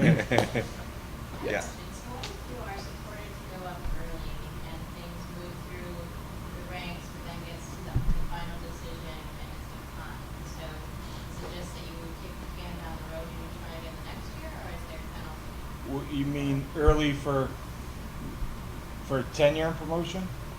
All right. The question was, what happens if you choose to apply for associate professor and tenure early, before the mandatory timeline, and you get denied? Then you can wait until the mandatory time and do it again. It should be no harm, no foul. But in my experience from the files that I've seen and the cases that have come through, unless you're a bona fide superstar and everything is in line without a doubt, I wouldn't recommend trying to go early for tenure and promotion. My recommendation, your colleagues and Matt might have different, they've had more experiences here, but it should be no harm, no foul, and you can apply again when you get to the deadline. So, my time here, so, like I said, I've been here 25 years, and at one time when I was, for most of my time here actually, there was no contract language, I don't think at all, that said anything one way or another about going up early. And so there had developed kind of a practice for a lot of people of going up early and, well, if I get knocked back, I'll just go up again. So it just gives me more bites at the apple. And that probably was not the best way to treat the tenure and promotion process. And so more recently, and I don't think maybe it was 1 or 2 contracts ago, the language in the contract got changed to say, yeah, you can go up early, but I believe the words say unusual circumstances, right, that have to be Usual or exceptional. I think it's unusual, which is a little bit unusual. But unusual circumstances. So, yeah, clearly, I mean, I think if you've been in another institution before, and even if you don't come in with a negotiated expedited clock, but you have a really, a really good record from some other place, despite the fact that it does say in the contract that special consideration is given to the work you're doing here, or since your last promotion, or whatever it may be, depending on what rank you're going for. So I agree. I wouldn't encourage people to race to go up early unless you really think that unusual circumstance, is that what it says? Yeah. Unusual circumstance applies. Other questions? Yeah, in the back. I just want to add to that. I think you shouldn't decide to go early by yourself. You need to have the strong support of your chair and the strong support of your dean to go up early, because they will be making the case for you to go up early. And you could bring that conversation up, but you need to have their support, because if you don't have their support, it's not going to work. Yeah, I would agree with that. Other questions? Yes. So maybe this is too specific a question for the smart group, but Sir Kyle's made a lot of great points of having a chair that's your mentor, your advocate, the sort of liaison between faculty and the dean. Do you have suggestions for? So I know at least 4 of us in the room are in the graduate School of Oceanography, and our dean, we don't have a chair, so our dean serves that dual purpose. Are there issues we should look out for? Do you have a suggestion on resources for how to navigate that relationship when you don't have a chair separate from the dean? Well, one thing I'll call your attention to is that and the AAUP did make a point of putting in your folder the contract sections to look at that really address promotion and tenure. And there's special language in there for colleges that don't have departments. There are essentially 3 on campus: nursing, GSO, and business, except I guess textiles is technically a department. So part of it is, yeah, in those situations, the dean does kind of has sort of the dual role of chair and dean, so you do have to kind of develop that direct relationship. Those tend to be somewhat smaller colleges, so some of those colleges, the size of the faculty, how many faculty at GSL? Like 32, I think, or something like that. So that's, not that much bigger than the psychology department, So I think you do have to kind of make sure you do have a good communications with the dean down there. Does anyone else have anything to add about? I don't know. I was interested in hearing Travis's perspective on it because it's what precipitated the question, I think. Yeah. I guess I would say that whoever is the person right above you who will write that first letter, whether it's a chair or a dean, that's the person who should be engaging with you. I mean, presumably they're also writing the annual review letters in the years before. So treat that person as if it were your chair, because I don't think they're going to write 2 letters, one as chair and one as dean. So yeah, treat that person as if it were your chair if you were in any other department. That's what I would do.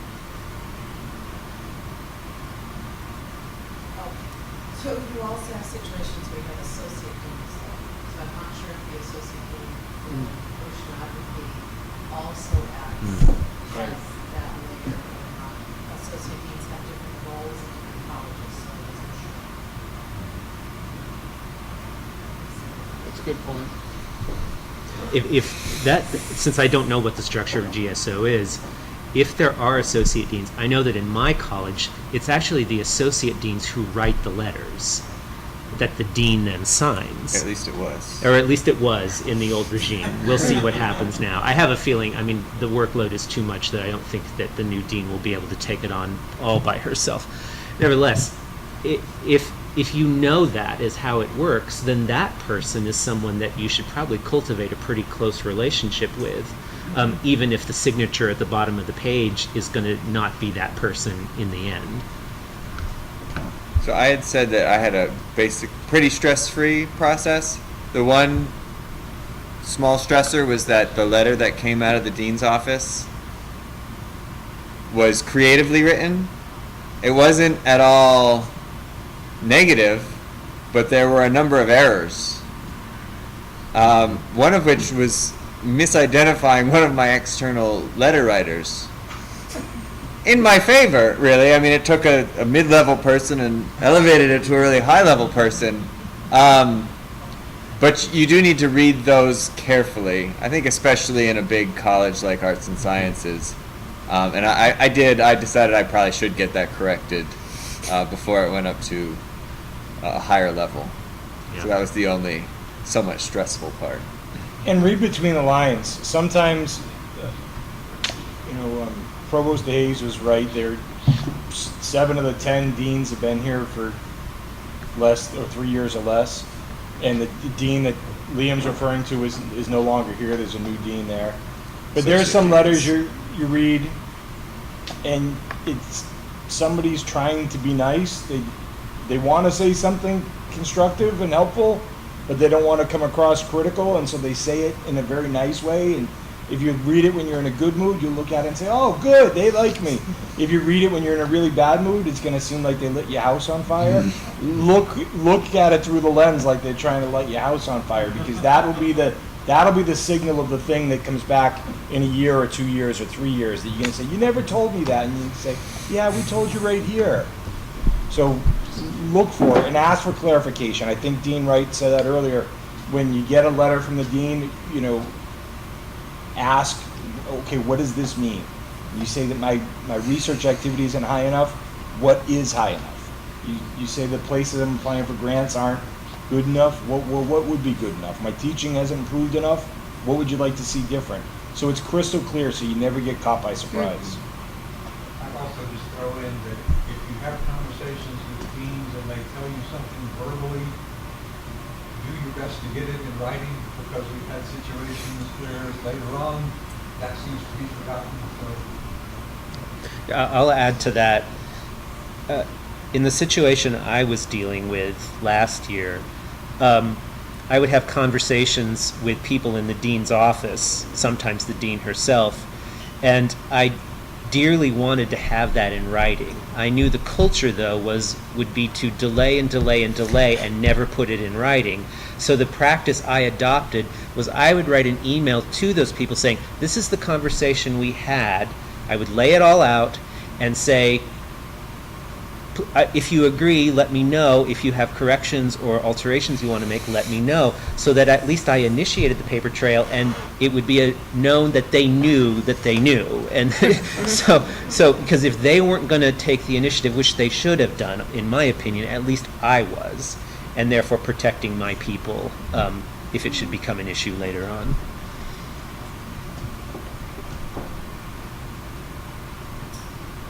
How many of you in your first 2 years here at URI?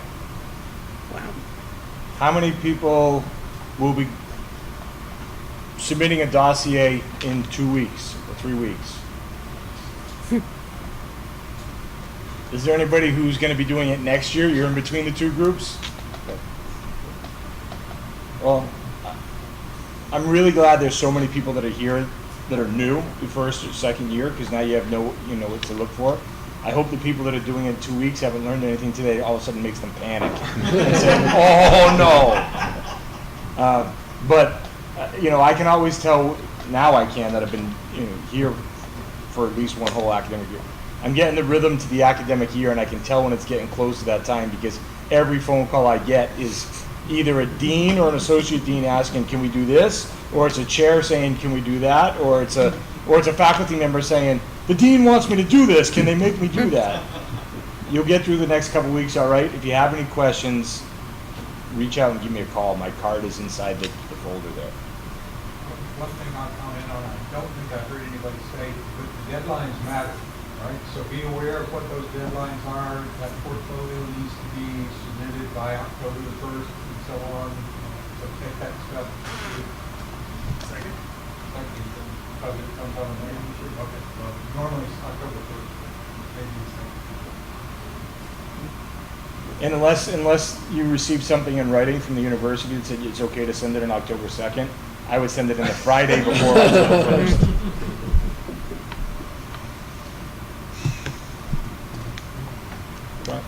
Jay, you and Matt touched briefly on the topic of grievance, mentioning some elements.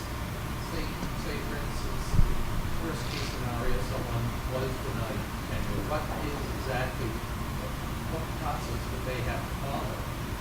All right. How would the So there are time limits to what the grievances are, and when faculty have to file a grievance. If you are in a position where you're denied tenure or promotion, the provost's office copies me on the letter that you get. You should reach out to me and say, "I got a problem here, we need to talk about it." Especially if it's a tenure and promotion issue, because that problem means your time at URI is going to be done unless we can fix the problem.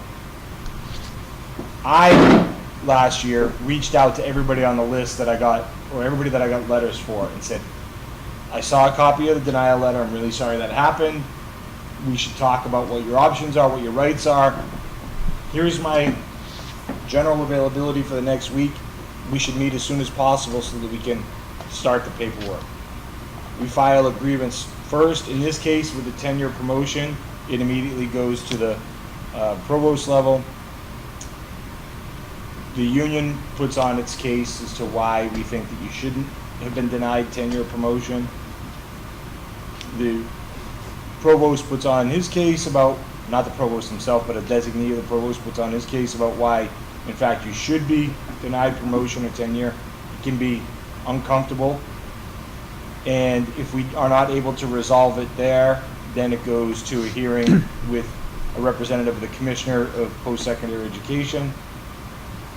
They hear the case, same procedure, we put on the case, they put on the case, and if it's not resolved there, then we file for arbitration. A third-party arbitrator is selected, and that process doesn't necessarily go as quickly as the process on campus goes. It takes time to select the arbitrators. The arbitrators' calendars sometimes don't match with the availability of the university's attorney or with us. Usually I've come off vacation before to go to arbitration, so it's not usually my availability. But those arbitrations can take several hearings spanning a couple of months, and then when the hearings are over, the arbitrator gives each party a month to write a brief, then the arbitrator takes a month to consider it and write their own, and then they submit their decision. It could take, we just had an arbitration this summer that was filed 2 years ago and got the decision. It took 2 years to get the decision. It usually doesn't take that long, but it usually takes at least a calendar year. They could go quicker, but they don't often go quicker. Could you speak, what percentage of people who are denied tenure end up filing grievance? I don't know. Don't. Yeah. Isn't it the case that you're not supposed to be able to file a grievance just because you disagree with the decision? It's supposed to have to involve some sort of screw up on the procedure or fairness of the thing? We'll have that discussion in the executive committee. Okay. If somebody's potentially losing their job, we're going to file a grievance, and then we get to arbitration. If Matt wants to fight about it and say it's not arbitrable, we'll have the argument in front of the arbitrator.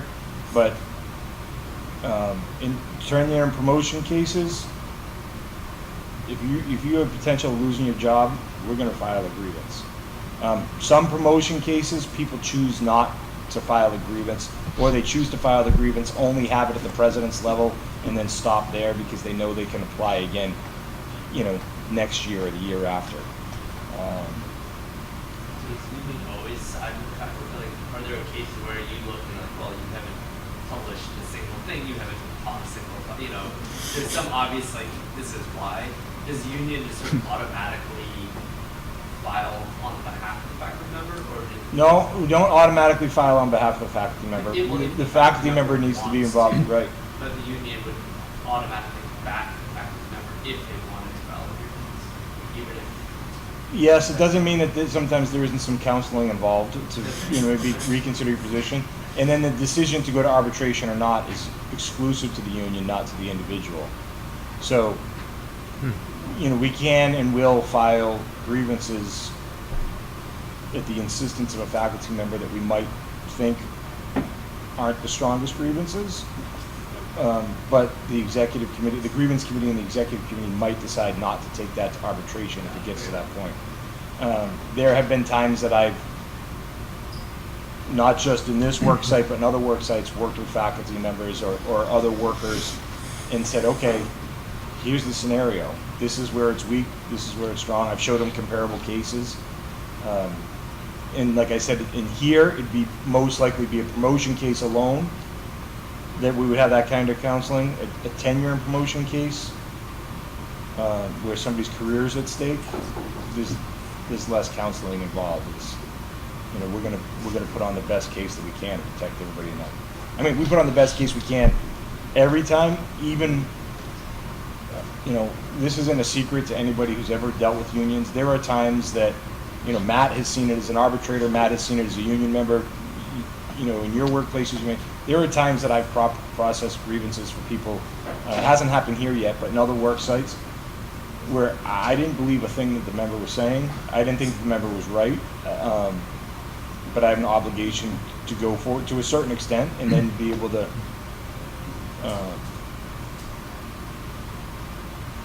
let them see that they don't have a chance, or when we get to the arbitration point, then the union decides that the union's not going to go forward with the arbitration. I should also mention too that Jay talked about the formal steps of the process with these various hearings.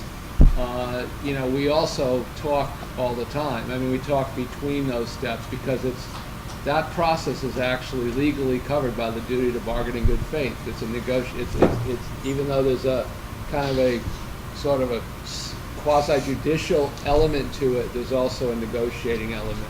And so, hopefully sometimes we'll hear something at a hearing that maybe gets us in a room together with the grievant or whatever to try to work things out. And it's worked both ways. Yeah. It's worked. We've had, I forgot your name. I know we met the day of orientation. Kelton. Was it? Kelton.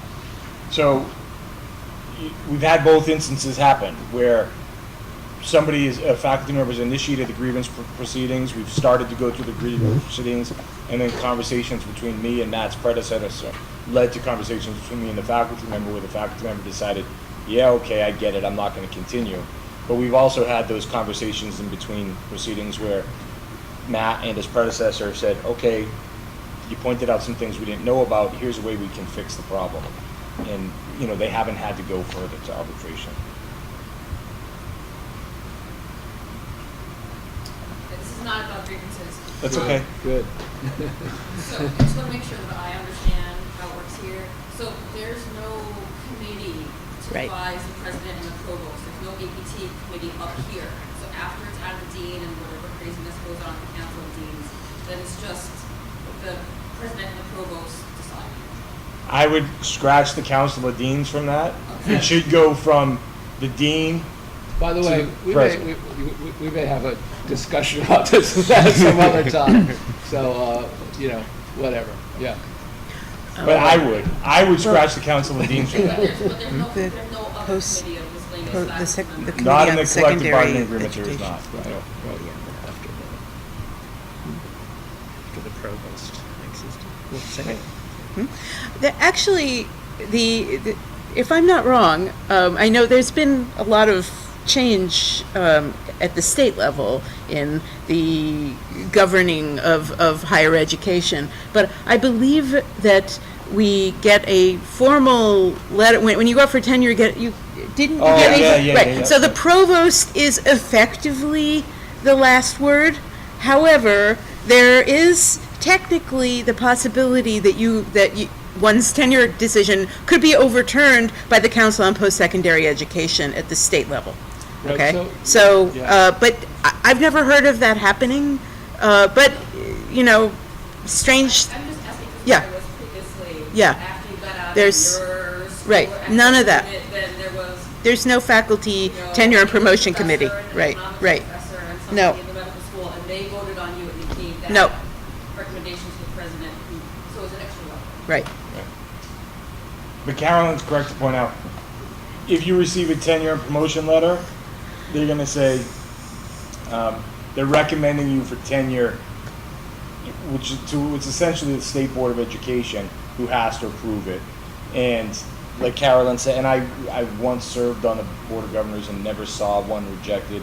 I don't think in the history, we could call Louis Kirschenbaum up and ask him, and he'd give us a definitive, but I don't know of any instance where it's ever been denied at this. Once it's approved here, it's approved. Yeah, it's kind of maybe it's a little arcane, but yeah. So promotion decisions are decisions of the institution. Tenure decisions under Rhode Island state law are actually decisions of the Council for Post-Secondary Education, but they effectively respond to the recommendations of the university.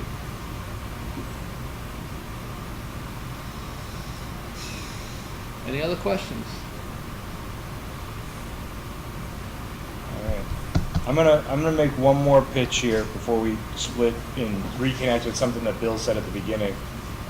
Well, I'll just say two things. One, we talked a little bit about grievances here. Hopefully we don't have to do too many. We haven't had to do a lot since I've been here.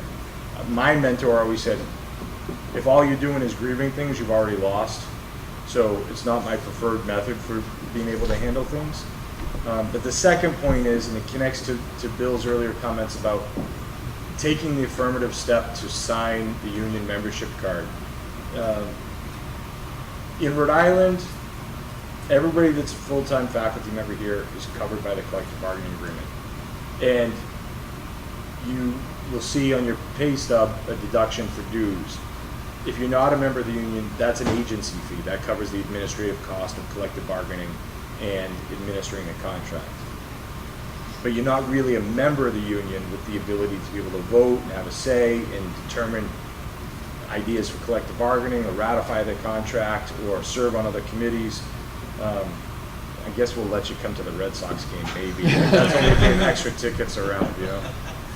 But for a premium, right? yeah, for premium. Already expensive. But the bigger, more important thing is, if anybody's followed the news, there'll be a case in front of the, there should probably be a case in front of the Supreme Court called Janus versus AFSCME, which will be heard during this Supreme Court session that begins in a couple of weeks. And if that case goes the wrong way, it puts public sector unions in serious jeopardy. And for a long time here, some faculty didn't sign the card because they figured I'm already covered by the contract. If you are a member and you signed the card and when you started working here 10, 15, 20, 25 years ago, we need you to sign a new one just in case the court decision makes people have the files here instead of in the employer's office. And if you're a new faculty member or you're a faculty member who's been here and hasn't signed a card, we'd encourage you to sign a card. Mary has copies of them. She might have included them when you checked in. But it's really important. We're beginning, our contract expires June 30th, 2018. We've begun the work of putting together our bargaining proposals. Matt and I will spend a lot of time at the table across from each other bargaining with several other people in the near future. And we want to make sure that every full-time faculty member's voice is heard and they have the opportunity to participate. And we can't do that if you don't give the authorization for being part of it. Can I just chime in here to say the difference per pay period between paying the agency fee that you pay whether you're a member, I mean, when you're not a member, the difference between not being a member and being a member is about $3 per pay period. So it's a very minor difference to your pocket, but a major difference to our ability to govern ourselves and protect our rights. Won't apply to you all, but if you have colleagues who are lecturers, it's actually cheaper for them to be full members than not. So definitely encourage them. That's because the national AAUP subsidizes non-written faculty. Any other?